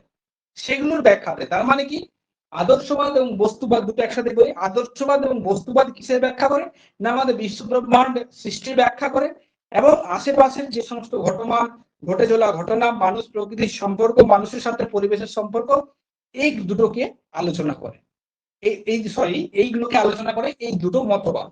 তাহলে প্রথমে আছে ভাববাদ, আধ্যাত্মিকতাবাদ। দেখো, আধ্যাত্মিক নামটার মধ্যে একটা স্পিরিচুয়াল আছে, যেহেতু আধ্যাত্মিকতার ইংরেজি হচ্ছে স্পিরিচুয়াল, সেই একটা স্পিরিচুয়ালিজম বলা হয়। এখন আদর্শবাদে কি বলা হয়? আদর্শবাদে বলা হয় যে হচ্ছে কি আমাদের যে জগৎটা দেখছো সমস্তটা হচ্ছে গিয়ে তোমার ঈশ্বরের সৃষ্টি। গড এটা সমস্ত কিছু তৈরি করেছেন, এটা ক্রিয়েশন হচ্ছে সমস্ত কিছু। ঠিক আছে, এবং এটার পিছনে আমাদের কোনো হাত নেই, আমাদের কিছু করার নেই, ওনার ইচ্ছাতেই সমস্ত কিছু হবে। এটা এক নম্বর। ঠিক আছে, 2 নম্বরে কি বলছে? 2 নম্বরে এখানে হচ্ছে কি আমাদের যে জগৎটা যে সৃষ্টি করেছি আমরা, ঠিক আছে, এটার মূলে হচ্ছে আমাদের মন প্লাস চেতনা, চৈতন্য যেটাকে বলি। ঠিক আছে, সেই চেতনা, এই চেতনা এবং মনের জন্য আমাদের মনে একটা মায়া সৃষ্টি হয়েছে, একটা মোহ সৃষ্টি হয়েছে। সেই মায়া এবং মোহ থেকে সৃষ্টি হয়েছে আমাদের যে সংসার, সেই সংসার। তার মানে আদতে দাঁড়াচ্ছে যে ঈশ্বরে জগৎ সৃষ্টি করেছেন, সেই জগৎকে যে মানুষ আছে বা জীবজন্তু তাদেরকেও বানিয়েছেন ঈশ্বর বা গড। ঠিক আছে, এবং আমরা যে মানুষ আছি সেই মানুষের মধ্যে কি চৈতন্য বা চেতনা বা মন আছে, এখানে মন বললাম। সেই মন থেকে আমরা এই সংসার বানিয়েছি, এটা আমার, এটা তোমার, এটা ওর। ঠিক আছে, এই জিনিসটাকেই কিন্তু ব্যাখ্যা করে আদর্শবাদ। এখন এটা আধ্যাত্মিক বাদ কেন হলো? কারণ এখানে সরাসরি ডিপেন্ডেন্ট অন গড। ঠিক আছে, এখানে কি বলা হচ্ছে, আরো আমি একটু ক্লিয়ারলি বলি যে এখানে বলা হচ্ছে যে মানুষ, দেখো একটা তোমাদের মজার কথা বলি, মন দিয়ে শুনবে, যে এই যে আমি দেখছি, কে দেখছে? কথাটা বলো তো, কে দেখছে? চোখ দেখছে, তাই তো? আমরা বলি চোখ দেখছে, কিন্তু আদতেই কি তাই? আদতেই কি চোখ দেখছে? দেখছি কি? চোখ দেখছে না তো। চোখের কাজ কি? চোখের কাজ হচ্ছে প্রতিবিম্ব তৈরি করা। তাহলে দেখছে কে? চোখ তো দেখছে না, চোখ তো প্রতিবিম্ব তৈরি করছে। তার বলে মাথা দেখছে, সে মাথা দেখছে না, প্রতিবিম্ব তৈরি করে মাথায় পাঠিয়ে দিচ্ছে, তাহলে মাথা দেখছে। সে বুঝলাম মাথা দেখছে, মাথাটাতে কি আছে? না মাথাটাতে অনেক ছোট ছোট ছোট ছোট নার্ভাস সিস্টেম আছে, ঠিক আছে? তাহলে মাথা কি করে দেখবে? তাহলে ওই নার্ভাস যে সরি নার্ভ যে সিস্টেম গুলো যে স্নায়ুগুলো আছে, লক্ষ লক্ষ কোটি কোটি যে স্নায়ু আছে, তার মধ্যে চার্জ হয়, ঠিক আছে? তাহলে সে দেখছে নিশ্চয়ই। তাহলে আমি একটা জিনিস দেখছি, চোখের মাধ্যমে দেখছি, কিন্তু তার চোখ দেখছে না। কে দেখছে? না মাথা। যখনই মাথা আসলাম তখনই কি হলো? সে না মাথা তো দেখছে না, মাথার ভিতর কি আছে? না অনেক হচ্ছে কি তোমার আমার যে তোমার সূক্ষ্ম সূক্ষ্ম স্নায়ু আছে। তাহলে স্নায়ুর ওপারে কি আছে? যদি স্নায়ুগুলোই দেখছে, তাহলে নিশ্চয়ই স্নায়ুকে কেউ তো ডিরেক্ট দিচ্ছে, কেউ তো ইন্ডিকেটর দিচ্ছে যে এটা দেখো, এটা এই, এটা ওই, এটা সেই, ঠিক আছে? স্নায়ুর উপরে কি আছে? তোমরা বলতে পারো যে স্নায়ুর উপরে কি থাকবে? স্নায়ুর উপরে নিশ্চয়ই তাহলে যে মনটা আছে নিশ্চয়ই স্নায়ুর ভেতরে। আচ্ছা ঠিক আছে, মনটা কি? মনটা হচ্ছে কি তোমার মনটা কি না, মনটা হচ্ছে কি, মনটা মনেই, কিন্তু মনকেও তো কেউ নিয়ন্ত্রণ করছে। আচ্ছা আমি আরো বিজ্ঞানসম্মত ভাবে বলি, স্নায়ু দেখছে, স্নায়ুর পেছনে কি আছে? না স্নায়ুর পেছনে আরো ছোট ছোট যে সমস্ত বায়োলজিক্যাল অর্গানিজম, বায়োলজিক্যাল পার্টিকেলস গুলো আছে। তার পিছনে কি আছে? না তার পিছনে যদি যাও তাহলে তোমার ইলেকট্রন প্রোটনস আছে। আরো তার পিছনে যাও, তার পিছনে গেলে কি আছে? না তোমার কোয়ার্ক আছে। কোয়ার্ক কি অ্যাকচুয়ালি এনার্জি, শক্তি। তার মানে কে দেখছে আসল? আমি যে এখানে দেখছি তোমাদেরকে পড়াচ্ছি, এখানে নামগুলো উঠছে, চোখ দেখছে না কিন্তু। চোখের পিছনে মাথা দেখছে যদি বলি, না মাথাও দেখছে না। মাথার পিছনে নার্ভ দেখছে না, নার্ভও দেখছে না। নার্ভের পিছনে কি আছে? বায়োলজিক্যাল কম্পোনেন্ট আছে, তারা দেখছে না, তারাও দেখছে না। কে দেখছে? না ইলেকট্রন প্রোটন দেখছে। ইলেকট্রন প্রোটন পিছনে আছে, না ইলেকট্রন প্রোটন পিছনে কি আছে? না কোয়ার্ক আছে। কোয়ার্ক ইসে কি ফিজিক্সের ভাষায়, আর বেশি আমরা যে কোয়ান্টাম, তোমার হচ্ছে কি কোয়ান্টাম ফিজিক্স বলা হয় এখানে। কোয়ার্কের পিছনে আমরা যেতে পারি না। তার মানে কোয়ার্ক মানে কি? কোয়ার্ক হচ্ছে এনার্জি। তার মানে ওই এনার্জিটাকে এখানে ভাববাদে বলা হয় চৈতন্য। রামকৃষ্ণ মিশন ফলো করে এটাকেই, তোমরা হয়তো জেনে থাকবে। চৈতন্য, মন, ঠিক আছে? মন চৈতন্য, মন চৈতন্য আবার আলাদা, ঠিক আছে? চৈতন্য চেতনা, এখানে আদর্শবাদ বা ভাববাদে বলা হচ্ছে, আদর্শবাদ বা ভাববাদে বলা হচ্ছে আমাদের যে চৈতন্য একই, বলছে আমার একই, যে চৈতন্যটা আমাদের এসেছে, যে কোয়ার্ক কণাটা, সেটা সবার মধ্যে কি, আমার মধ্যেও যা আছে তোমার মধ্যেও তা আছে। ওই কোয়ার্ক কণাটা হচ্ছে গিয়ে হিন্দুতে বলা হয় ব্রহ্ম। ব্রহ্ম বলা হয় না, ব্রহ্ম। ব্রহ্ম মানে কি? ব্রহ্ম মানে হচ্ছে গড়, গড়ের অংশ। তাহলে আমরা কি? আমরা গড়ের অংশ, ভগবানের অংশ। আমাদের মূলে কে আছে? না চৈতন্য, চেতনা বা ব্রহ্ম, ঠিক আছে? মাইক গুলো সবাই একটু অফ রাখবে, তাহলে বলতে সুবিধা হবে। ক্লাস শেষ হয়ে গেলে তখন বলবে। তাহলে আমি কি কোথায় ছিলাম? না চৈতন্য ছিলাম। তাহলে চৈতন্য কি বলে? না চৈতন্য বলে হচ্ছে কি, চৈতন্য হচ্ছে আসল, চৈতন্য হচ্ছে কি জগৎ সৃষ্টি করেছে, এবং Chaitanya is a part of, যদি আমি ঠিকঠাক বলতে বলছি, বুঝাতে পারছি যে আমাদের প্রত্যেকটা, আমি একটা চৈতন্য, আমার ভেতরে কি আছে? চৈতন্য, ঠিক আছে? তোমার ভেতরে কি আছে? চৈতন্য আছে। সেই চৈতন্য গুলো কার অংশ? সেই চৈতন্য গুলা মানে ব্রহ্মের অংশ, চৈতন্য বা ব্রহ্ম। সেই ব্রহ্মকা, ব্রহ্ম হচ্ছে এনার্জি, ব্রহ্ম, ব্রহ্ম মানে আগুন, আগুন মানে শক্তি, এনার্জি। ঠিক আছে? সেই এনার্জি কোথা থেকে আসছে? না সেই এনার্জি হচ্ছে গডের অংশ, ভগবানের অংশ, ঠিক আছে? ভাববাদে এই চৈতন্যকেই সব থেকে বেশি গুরুত্ব দেওয়া হয়েছে, চৈতন্যের কথা সব থেকে বেশি বলা হয়েছে। বলা হয়েছে এই যে চৈতন্য আছে, এই চৈতন্যটা আমরা দেখছি যে পেনটা, ঠিক আছে? সরি,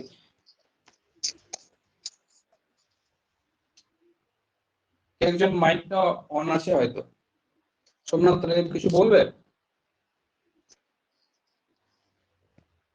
আওয়াজ আসছে না? মেসেজ করো।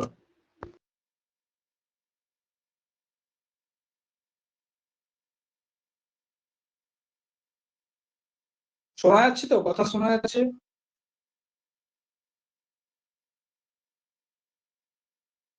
সোমনাথ তুমি যদি কিছু বলতে চাও মেসেজ করতে পারো, মেসেজে বলো তোমার কথা আওয়াজ আসছে না।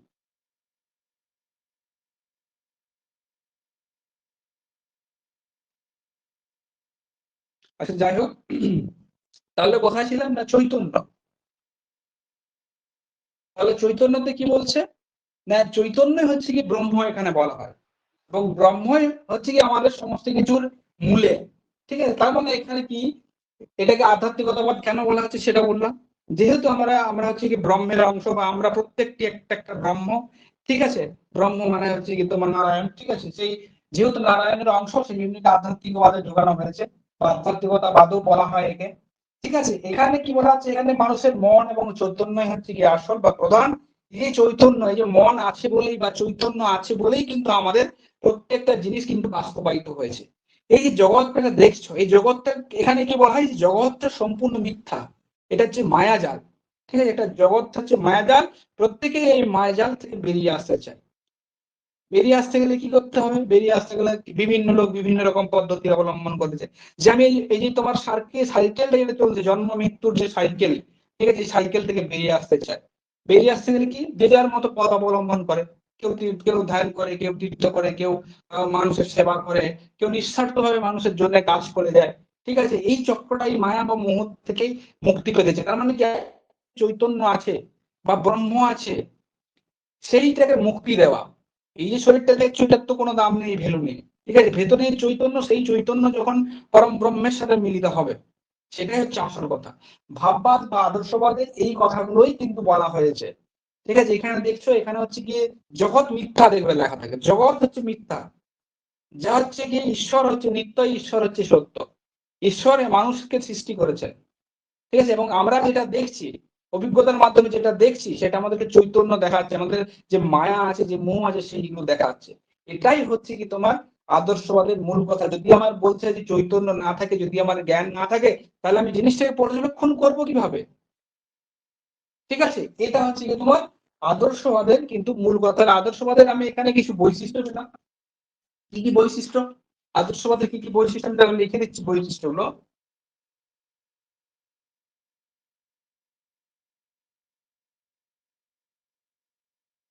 প্রথম বৈশিষ্ট্য হচ্ছে কি, দেখো, যে ভগবান হলো সৃষ্টিকর্তা বা ভগবান হলেন সৃষ্টিকর্তা, এটা বৈশিষ্ট্য। এক নাম্বার কি না, ভগবান হলেন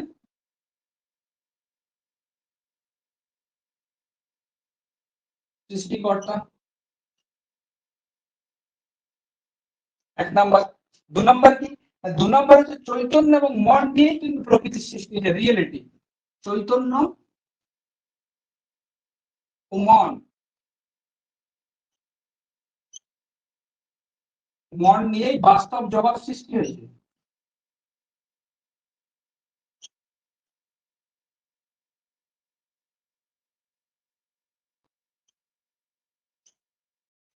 চৈতন্য মন নিয়ে বাস্তব জগৎ সৃষ্টি হয়েছে। তারপরে কি, বস্তু জগৎ প্রকৃত নয়, তার মানে এই জগৎটা দেখছো, এটা প্রকৃত নয়। তিন নম্বর, বস্তু জগৎ প্রকৃত নয়, বস্তু জগৎ প্রকৃত নয়, এটা গেল তিন নাম্বার। তারপরে এখানে হচ্ছে কি, আত্ম উপলব্ধি, আধ্যাত্মিক উন্নতিকে গুরুত্ব দেওয়া হয়েছে, চার নাম্বার।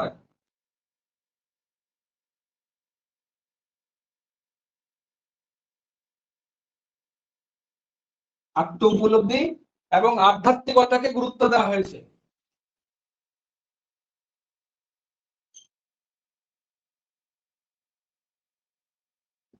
আধ্যাত্মিকতাকে গুরুত্ব দেওয়া হয়েছে।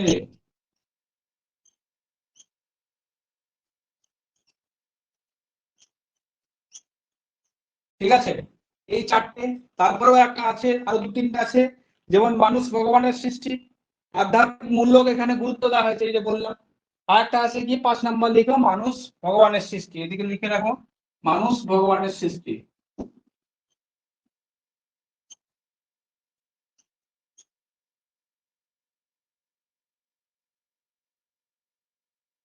সৃষ্টি, ঠিক আছে, এগুলো গেল তোমার ভাববাদ বা আদর্শবাদ বা আধ্যাত্মিকতাবাদের প্রধান কনসেপ্ট বা ধারণা, আমরা এটাকে বলতে পারি। এইবারে দেখা যাচ্ছে বস্তুবাদ। তার মানে কি, তার মানে দেখা যায় বস্তুকে বলেছে যে বস্তু, যে জগৎ আমরা দেখছি, সেটা কিন্তু প্রকৃত নয়। ঠিক আছে, আমাদের যে সেটা কে দেখাচ্ছে, সেটা দেখাচ্ছে চৈতন্য বা মন, সেটা দেখাচ্ছে। এইবারে বস্তুবাদে কি বলছে বা রিয়েলিজম এটা বলা হয়, মনে রাখবে, ম্যাটেরিয়ালিজমও বলা হয় বা রিয়েলিজমও বলা হয়, মনে রাখবে। বস্তুবাদকে কিছু কিছু বই দেখবে এটাকে আলাদা করা আছে, রিয়েলিজমকে বা প্রকৃতবাদ করা আছে, কিন্তু প্রকৃতবাদ বা বস্তুবাদ জিনিসটা কিন্তু সেম বা একই জিনিস। ঠিক আছে, এক্ষেত্রে জনককে, বস্তু আছে, আমি মুছে দিচ্ছি তাহলে হবে।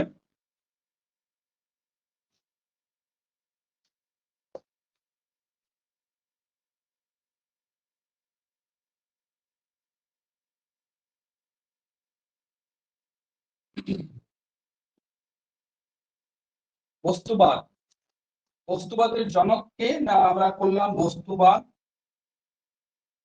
বস্তুবাদ বা প্রকৃতবাদ।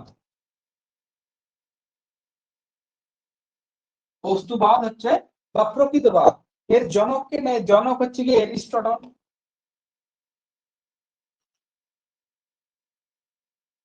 যদিও এরিস্টটল। এখন ব্যাপার হচ্ছে বস্তুবাদ দেখো, গ্রিক যারা গ্রিক স্কুল অফ থটে যারা ছিলেন, যেমন হচ্ছে কি থেলেস, অ্যানাক্সিমান্ডার, তারপরে তোমার হিপারকাস, ঠিক আছে, তারপর হচ্ছে কি তোমার এরাটোস্থেনিস, এরা সব সময় হচ্ছে কি বস্তুবাদে বিশ্বাসী।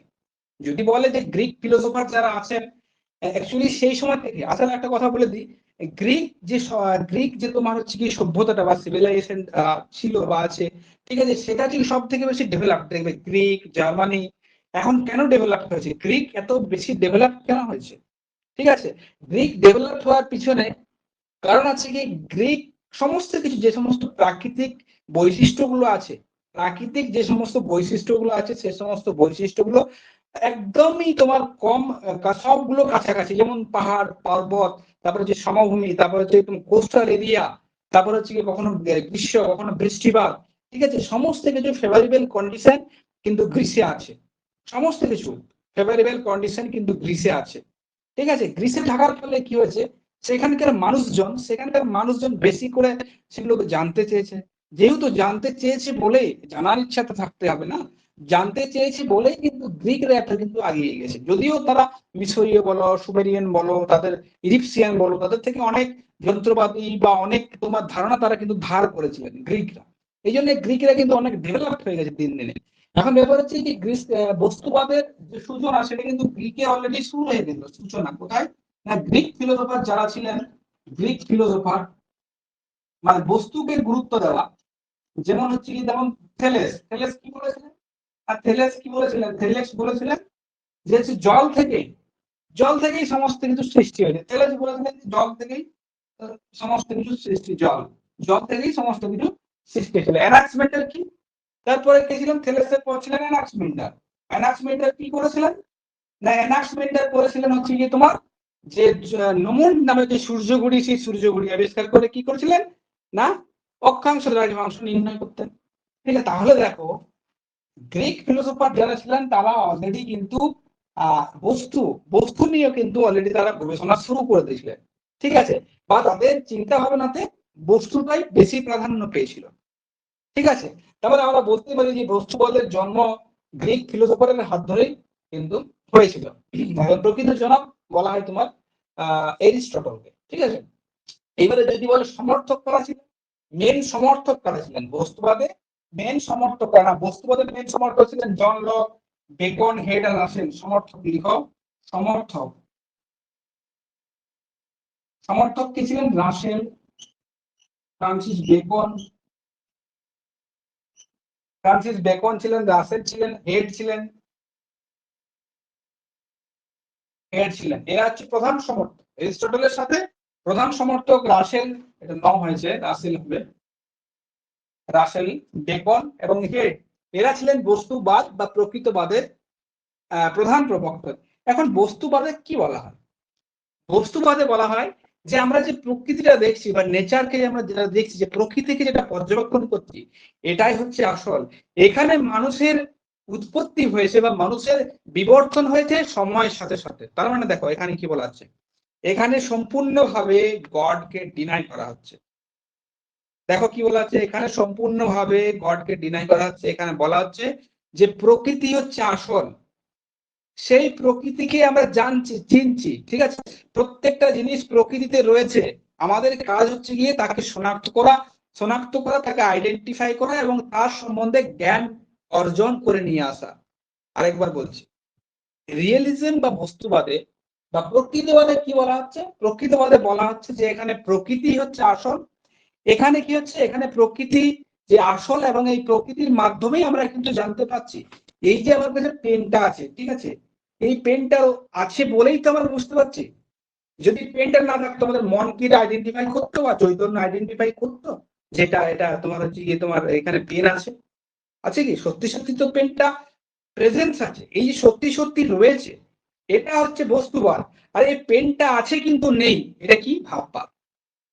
ঠিক আছে, পেনটা আছে কিন্তু ভাববাদ কি বলে না পেনটা নেই, এটা তোমার চৈতন্য এবং মন সৃষ্টি করেছে। কিন্তু বস্তুবাদ কি বলছে? বস্তুবাদ বলছে যে না, পেনটা অ্যাকচুয়ালি আছে। ঠিক আছে, পেনের মধ্যে কালি আছে, পেনটা সাদা রঙের দেখতে, নিবটা কালো রঙের, ঠিক আছে, প্রত্যেকটা এলিমেন্টস আছে, পেনের একটা ক্যাপ আছে, সুতরাং পেনের অস্তিত্ব আছে। এই যে এটা এটা হচ্ছে জড় পদার্থ। সুতরাং এখানে পদার্থটাকে সব থেকে বেশি গুরুত্ব দেওয়া হয়েছে। আমাদের বলছে ইউনিভার্স, ইউনিভার্স হচ্ছে সমস্ত কিছুই পদার্থ দিয়ে তৈরি হয়েছে। ম্যাটার, ম্যাটার এন্টিম্যাটার, জানো না, ফিজিক্সে পড়োনি? ফিজিক্স কি? ফিজিক্স বস্তুবাদী। ফিজিক্স কি গডে বিশ্বাস করে? করে কি? করে না। ফিজিক্স হচ্ছে বস্তুবাদী, সমস্ত কিছু বলে ম্যাটার এন্টিম্যাটার এই সমস্ত কিছুতে বিচার করে। ঠিক আছে, তাহলে কি ফিজিক্সের মতো এখানে কি বলা হচ্ছে প্রকৃতবাদে বস্তুবাদে, যে বস্তুর অস্তিত্বই হচ্ছে আসল, বস্তুটা আছে বলেই আমি সেটা সম্বন্ধে জ্ঞান পাচ্ছি। ঠিক আছে, এখন বোর্ডটা যদি না থাকতো, বোর্ডের সম্বন্ধে কিছু জানতে পারতে না। সুতরাং এখানে বলা হচ্ছে আমাদের যা আছে, আমাদের সমস্ত কিছু ইউনিভার্সেই আছে। আমাদের জ্ঞানের উৎস হচ্ছে বস্তু। যদি চাঁদ না থাকতো চাঁদ সম্বন্ধে জানতাম না। যদি সূর্য যদি না থাকতো সূর্য সম্বন্ধে জানতাম না। বা আছে কি, যদি পৃথিবী না থাকতো পৃথিবীর, তাহলে পৃথিবীর সম্বন্ধে জানতাম না। যদি মঙ্গল না থাকতো মঙ্গল সম্বন্ধে কি জানতাম না। বস্তুর সাথে জড়িয়ে আছে। সুতরাং বস্তু আছে তাই আমাদের জ্ঞান আছে, আমাদের নলেজ আছে, আমাদের বিচার আছে, আমাদের বুদ্ধি আছে, আমাদের সংস্কৃতি আছে। তার মানে এখানে জোর দেওয়া হচ্ছে বস্তুকে বা মেটারকে। মেটারই হচ্ছে কি মেন, যা দেখছো দুনিয়াতে সমস্ত কিছু মেটার। এবং আমরা সেই মেটার থেকেই কিন্তু বিভিন্ন তথ্যের কালেকশন করি, তথ্য আহরণ করি, জাস্টিফিকেশন করি। পরবর্তী ক্ষেত্রে সেগুলো আমরা বিচার বিবেচনা করে কোনো সমস্যা দূরীকরণও কিন্তু আমরা কাজে লাগাতে পারি।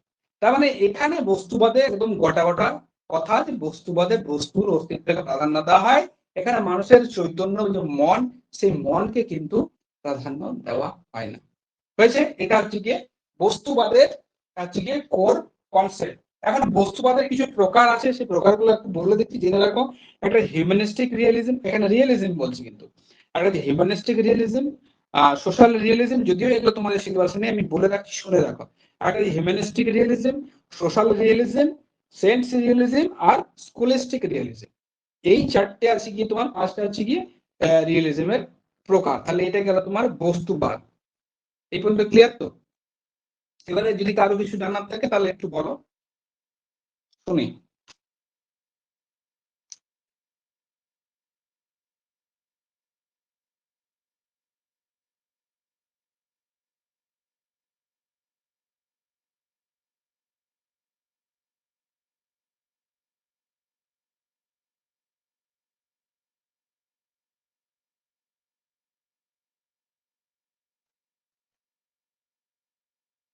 কারো জানার নেই কিছু? স্যার আচ্ছা, বলছি বলো বলো বলো। বলছি যদি বস্তুবাদের জনক অ্যারিস্টটল, যদি প্রবক্তা বলি সেটাও কি অ্যারিস্টটল হবে? সেটাও এরিস্টটল হবে, হ্যাঁ, প্রবক্তা বললো এরিস্টটল হবে।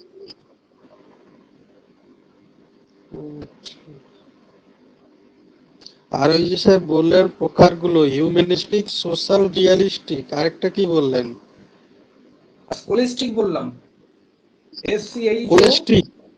স্কুলিস্টিক, হ্যাঁ, SCHO আমি লিখে দিচ্ছি না।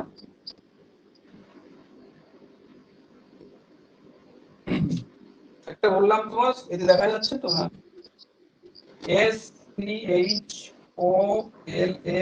SCHOLASTIC। স্যার আগের দিন যে নিয়ন্ত্রণবাদ সম্ভাবনাবাদ পড়িয়েছিলেন, হ্যাঁ, স্যার বলছি নিয়ন্ত্রণবাদের প্রতিষ্ঠাতা বললে কি বলবো, আর ওই তত্ত্বগুলো কোনটা আগে কোনটা পরে এসছে ওইটা একটু বলবেন স্যার? হ্যাঁ, দেখো, সম্ভাবনাবাদের তত্ত্ব সব থেকে পুরনো, ঠিক আছে, সম্ভাবনাবাদ। সম্ভাবনাবাদের পরে তোমার হচ্ছে গিয়ে নিয়ন্ত্রণবাদ। ঠিক আছে, নিয়ন্ত্রণবাদের পরে আছে নবনিয়ন্ত্রণবাদ। এইবারে নিয়ন্ত্রণবাদের পার্টিকুলারই এরকম কেউ আসবে না। নিয়ন্ত্রণবাদের যদি আসে তখন চোখ বন্ধ করে রাজ্যেল করে দেবে। ঠিক আছে,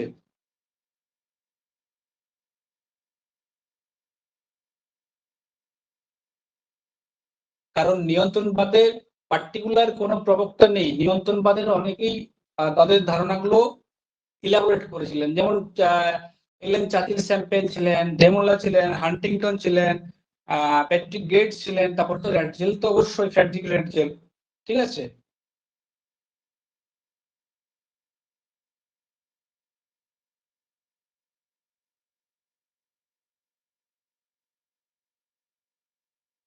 ঠিক আছে, এটা লিখে নিছো।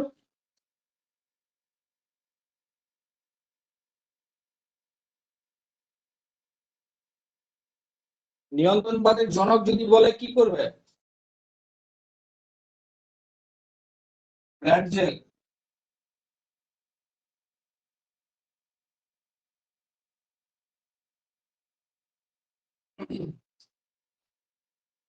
আমরা আজকে আরেকটা কনসেপ্ট পড়বো, দিয়ে শেষ করবো।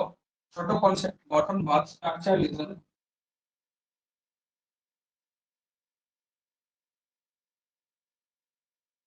গঠনবাদ, ঠিক আছে। দেখো, গঠনবাদের প্রধান হচ্ছে কি প্রবক্তা বা জনক বলতে পারো, জানা আছে কারো?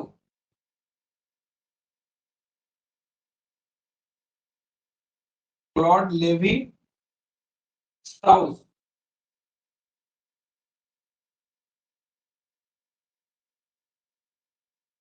ইনি হচ্ছে প্রধান প্রবক্তা বা একে জনকও বলা যেতে পারে। ক্লড লেভি স্ট্রাউস হচ্ছে গিয়ে গঠনবাদের প্রধান প্রবক্তা। তারা যদি সাপোর্টার থাকে আমি দুইজনের নাম বলে দিচ্ছি। হ্যাঁ, সাপোর্টার আছেন, লিখো জেকবসন। সমর্থক, সমর্থক লিখো। সমর্থক হচ্ছে কি আছে ফোকাল্ট, ফোকাল্ট ফ কিন্তু, হ্যাঁ ফোকাল্ট। জেকবসন,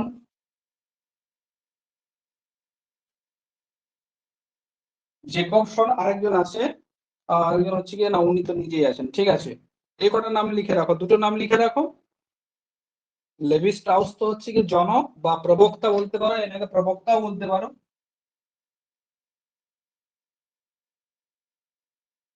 প্রবক্তা বা জনক হচ্ছে ক্লড লেভি স্ট্রাউস। এখন গঠনবাদ শুনতে একটু কঠিন হলেও, জিনিসটা কিন্তু খুবই ইজি ব্যাপার। গঠনবাদ তার মানে হচ্ছে স্ট্রাকচার। স্ট্রাকচার বলতে আমরা কি গঠন বুঝি। যেমন ধরো, আচ্ছা, যেমন ধরো যে শরীরটা তো একটা স্ট্রাকচার, শরীরটা তো একটা স্ট্রাকচার নাকি গঠন। এইবার এই যে স্ট্রাকচারের মধ্যে, এই যে গঠনের মধ্যে কি আছে, আমি যদি আজ করে এক্সাম্পল বলছি যে ধরো আমার শরীরটা একটা স্ট্রাকচার, মানুষের একটা স্ট্রাকচার আছে। আগে জেনে রাখো যে প্রত্যেকটা জিনিসের, আমাদের সমাজে বলো, সেটা পদার্থ বলো, জড় পদার্থ বলো, বা আমাদের জৈবজাত পদার্থ বলো, ঠিক আছে, প্রত্যেকটা পদার্থের বা হচ্ছে গিয়ে যত বস্তু আছে, সেটা প্রাণ থাক বা নাই থাক, প্রত্যেকটারই হচ্ছে গিয়ে একটা স্ট্রাকচার আছে, একটা গঠন আছে। এটা পাথরেরও একটা স্ট্রাকচার আছে, ঠিক আছে, এই পেন্টারেরও একটা স্ট্রাকচার আছে, ঠিক আছে। পৃথিবীতে বা ইউনিভার্সে প্রত্যেকটা জিনিসের একটা করে স্ট্রাকচার আছে, জানো, স্ট্রাকচার আছে। এটাকে বাইরে থেকে দেখা যাচ্ছে, যেটাকে আমাদের স্ট্রাকচার বলে। যেমন আমার দুটো হাত আছে, মানুষ দুটো হাত আছে, দুটো হাত নাও থাকতে পারে, দুটো হাত আছে, মাথা আছে, চোখ আছে, তোমার হচ্ছে গিয়ে পেট আছে, পা আছে। তাহলে এগুলো হচ্ছে গিয়ে একটা স্ট্রাকচারের অংশ। এটা নিয়ে আমার গঠিত হয়েছে একটা স্ট্রাকচার। এখন স্ট্রাকচারের ভেতরে কি আছে? স্ট্রাকচারের ভেতরে আছে সিস্টেম। কিরকম সিস্টেম?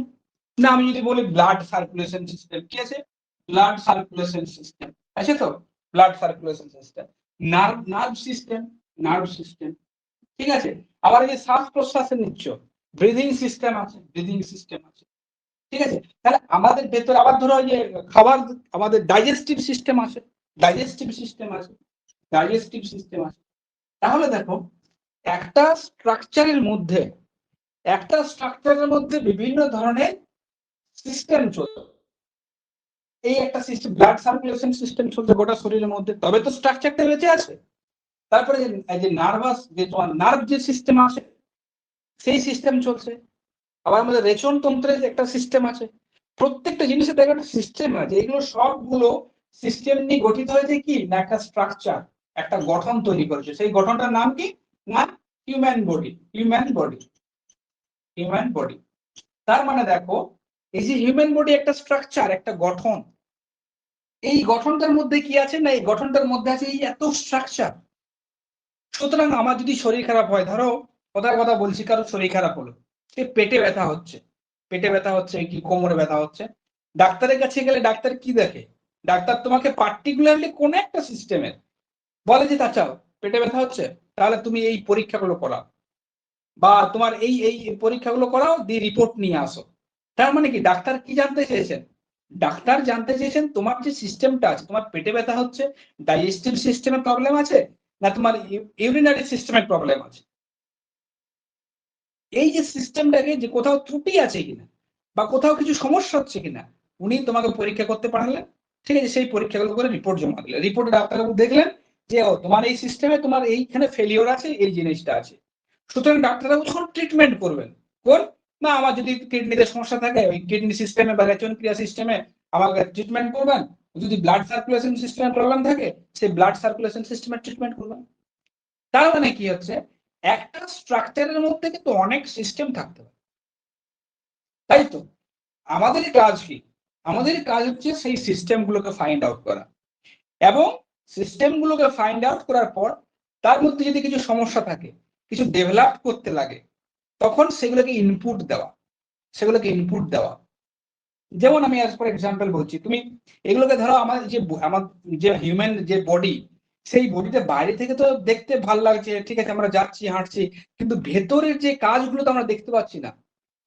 অ্যাজ ফর এক্সাম্পল বলছি, ধরো কেউ কাস্ট সার্টিফিকেট করতে দিল, কাস্ট সার্টিফিকেট ওবিসি বা এসসি এসটি বানাতে দিল কার্ড, সে কি করবে? সে অনলাইনে আবেদন করবে ওবিসির ইয়েতে, ওয়েবসাইটে।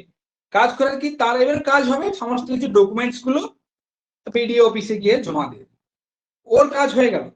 তার মানে কি, ও একটা সিস্টেমে কিন্তু জিনিসটা দিয়ে দিল তো।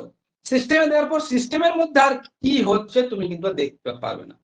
সিস্টেমের মধ্যে কি হচ্ছে, তারা প্রশাসনিক লেভেলে যারা লোক বসেছেন তারাই কিন্তু অবজার্ভ করতে পারবে। তোমার ডকুমেন্টসটা যদি রিজেক্ট হয়, তখন ওরা জানাবে যে তোমার ডকুমেন্টস রিজেক্ট হয়েছে এই কারণে। তার মানে একটা সিস্টেম আছে, সেই সিস্টেমের মধ্যে তুমি যদি না যাও, সেই সিস্টেমে যদি না আসো, তোমাকে ওরা রিজেক্ট করবে। এবং সেই সিস্টেমটা বাইরে কি আছে, এই যে বললাম আমাদের ব্লাড সার্কুলেশন সিস্টেম আছে, সেই সিস্টেমটার বাইরে আছে অবশ্যই সবসময় স্ট্রাকচার, গঠন। ঠিক আছে, আমাদের সরকারও, আমাদের সমাজও ঠিক একই স্ট্রাকচারের কাজ করে চলেছে, এবং সেই স্ট্রাকচার গুলোর ভিতরে কি কি আছে, ছোট ছোট সিস্টেম আছে। আমরা বলি না caste system, education system, hospitality system, ঠিক আছে, ম্যানেজমেন্ট সিস্টেম। তার মানে কি, এগুলো এগুলো এক একটা সিস্টেম, যেগুলো কাকে রিপ্রেজেন্ট করছে, কাকে রিপ্রেজেন্ট করছে, যেগুলো করছে আমাদের সোশ্যালকে, যেগুলো সমাজকে রিপ্রেজেন্ট করছে, তাই তো? তাহলে আসল কি? আসল হচ্ছে বলতে স্ট্রাকচার বা গঠন, সমাজের গঠন। এবার সমাজের গঠনের মধ্যে কি আছে না, বিভিন্ন সিস্টেম আছে, কাস্ট সিস্টেম আছে, এডুকেশন সিস্টেম আছে, বিভিন্ন ধরনের পলিসি সিস্টেম আছে। ঠিক আছে, আমাদের কাজ কি? আমাদের কাজ হচ্ছে সেই সমস্ত সিস্টেমের মধ্যে ঢোকা, সেই সমস্ত সিস্টেমে ঢোকে সিস্টেমের কোথাও ত্রুটি বিচ্যুতি আছে কিনা সেগুলো ফাইন্ড আউট করা, এবং সেগুলো খুঁজে বের করা, এবং যদি রিমেডিয়াল দরকার হয়, যদি কিছু তোমার হচ্ছে গিয়ে মানে কি বলবো, যে সাহায্য আর কি লাগে, তখন সেটা সেখানে দেওয়া হয়। তাহলে ব্যাপারটা দেখো, ব্যাপারটা হচ্ছে পুরোটাই স্ট্রাকচার, স্ট্রাকচারের মধ্যে কিন্তু সিস্টেম আছে। যেমন আমাদের যদি সরকারের কথা বলি, সরকারেরও একটা তোমার স্ট্রাকচার আছে, গঠন আছে, সেই গঠনের মধ্যে সিস্টেম আছে। যেমন তুমি কারো কিছু হলে তুমি সরাসরি কিন্তু চলে যাবে না, এবার হাইকোর্টে চলে কেস করতে পারবে না, তোমাকে আগে থানাতে যেতে হবে, এফআইআর করতে হবে, সেই কপি নিয়ে তোমাকে যেতে হবে। তার মানে কি, একটা সিস্টেম আছে। আবার ধরে কথা বলছি, মাইগ্রেশন পড়ছো তুমি, মাইগ্রেশন পড়ছো তো, মাইগ্রেশন পড়তে বলতে মাইগ্রেশন কাকে বলে না, কোনো একটা স্থান থেকে অন্য স্থানে যখন মানুষ চলে যায় তখন থেকে মাইগ্রেশন বলি। এখন মাইগ্রেশনটা হচ্ছে কেন, সেটা হচ্ছে কিন্তু সিস্টেম। মাইগ্রেশন হচ্ছে কেন, সেখানে পুশ ফ্যাক্টর থাকতে পারে, সেখানে পুল ফ্যাক্টর থাকতে পারে। ঠিক আছে, সেই সমস্ত কারণগুলোর জন্য মাইগ্রেশন হচ্ছে। বা ডিউরেনাল মাইগ্রেশন কেন হচ্ছে, হয়তো সেখানে কাজ নেই বলে ডিউরেশন মাইগ্রেশন হচ্ছে আর কি। আবার ধরো আবার বলছে এগ্রিকালচার সিস্টেম, এগ্রিকালচার সিস্টেমে যে আমরা চলে আসছি, এগ্রিকালচার বিভিন্ন প্যাটার্ন সম্বন্ধে যাচ্ছি। ঠিক আছে, কোথাও বেশি হচ্ছে, কোথাও কম হচ্ছে, কোথাও একই কন্ডিশনে আছে, একই কন্ডিশনে থাকা সত্ত্বেও একই কন্ডিশনে থাকা সত্ত্বেও কিন্তু কোথাও কম চাষ হচ্ছে, কোথাও বেশি চাষ হচ্ছে। এই যে এটা হচ্ছে সিস্টেম, ঠিক আছে? সেই সিস্টেমটা কার মধ্যে বিলংস করছে? একটা সোশ্যাল স্ট্রাকচারের মধ্যে, যেটাকে বলা হয় গঠনবাদ। এখানে গঠন বলতে কিসের গঠনের কথা বলা আছে? এখানে গঠন বলতে সমাজের গঠনের কথা বলা হয়েছে। আমাদের যেখানে বাস করি সেই অঞ্চলের যে গঠন, সেই গঠনের কথা বলা হয়েছে। সেই গঠনের মধ্যে কি আছে না, বিভিন্ন সিস্টেম আছে। ধরো তুমি এটা কথা বলছি, ধরো তুমি ইসলাম যদি জানতে চাও, বস্তির কথা যদি জানতে চাও, তাহলে তোমাকে কি জানতে হবে না, আগে ইসলাম কাকে বলে জানতে হবে, ঠিক আছে? এবং সেখানে আরবানাইজেশন স্টাডি করতে হবে যে ইসলাম কখন বলবো, ঠিক আছে? যখন না এত এত ডেন্সিটিতে এত লোক বাস করবে এবং এত এরকম ফেসিলিটিস গুলো থাকবে না, এত সুযোগ সুবিধা পাবে না, সেই অঞ্চলটাকে আমরা ইসলাম বলতে পারি, ঠিক আছে? তার মানে পুরোপুরি ইসলাম সিস্টেম নিয়ে তোমাকে পড়তে হচ্ছে। গঠনবাদে বা স্ট্রাকচারালিজমে বলা হচ্ছে সেই পুরোপুরি সিস্টেমটার কথা। সেই সিস্টেমটা মানে হচ্ছে কি, এখানে বইয়ে লেখা আছে গঠনবাদে, তোমার হচ্ছে কি গঠনবাদে যে সিস্টেমকে দেখা যায় না। এই যে আমি এতক্ষণ বললাম যে সত্যি সত্যি কি সিস্টেমকে দেখতে পাও না, সত্যি সত্যি সিস্টেমকে দেখা যায় না, সিস্টেম ভেতরে থেকে কাজ করে। আমাদের কাজ হবে কি, যারা হচ্ছে গিয়ে এই সিস্টেমকে যারা ঠিক করে, তাদের কাজ কি? তাদের কাজ হচ্ছে গিয়ে এই সমস্ত অবস্ট্রাগল গুলো বা সমস্যাগুলো, সোশ্যাল বা সমাজের বিভিন্ন সমস্যাগুলোকে খুঁজে বের করা, খুঁজে বের করার পর যে সমস্ত সমস্যাগুলো অ্যারাইজ হয়েছে সেগুলো সলভের জন্য ব্যবস্থা করা। এটাই হচ্ছে গিয়ে তোমার গঠনবাদ বা স্ট্রাকচারালিজম ইংলিশে বলা হয়, এটার মূল কথা। ক্লিয়ার তো?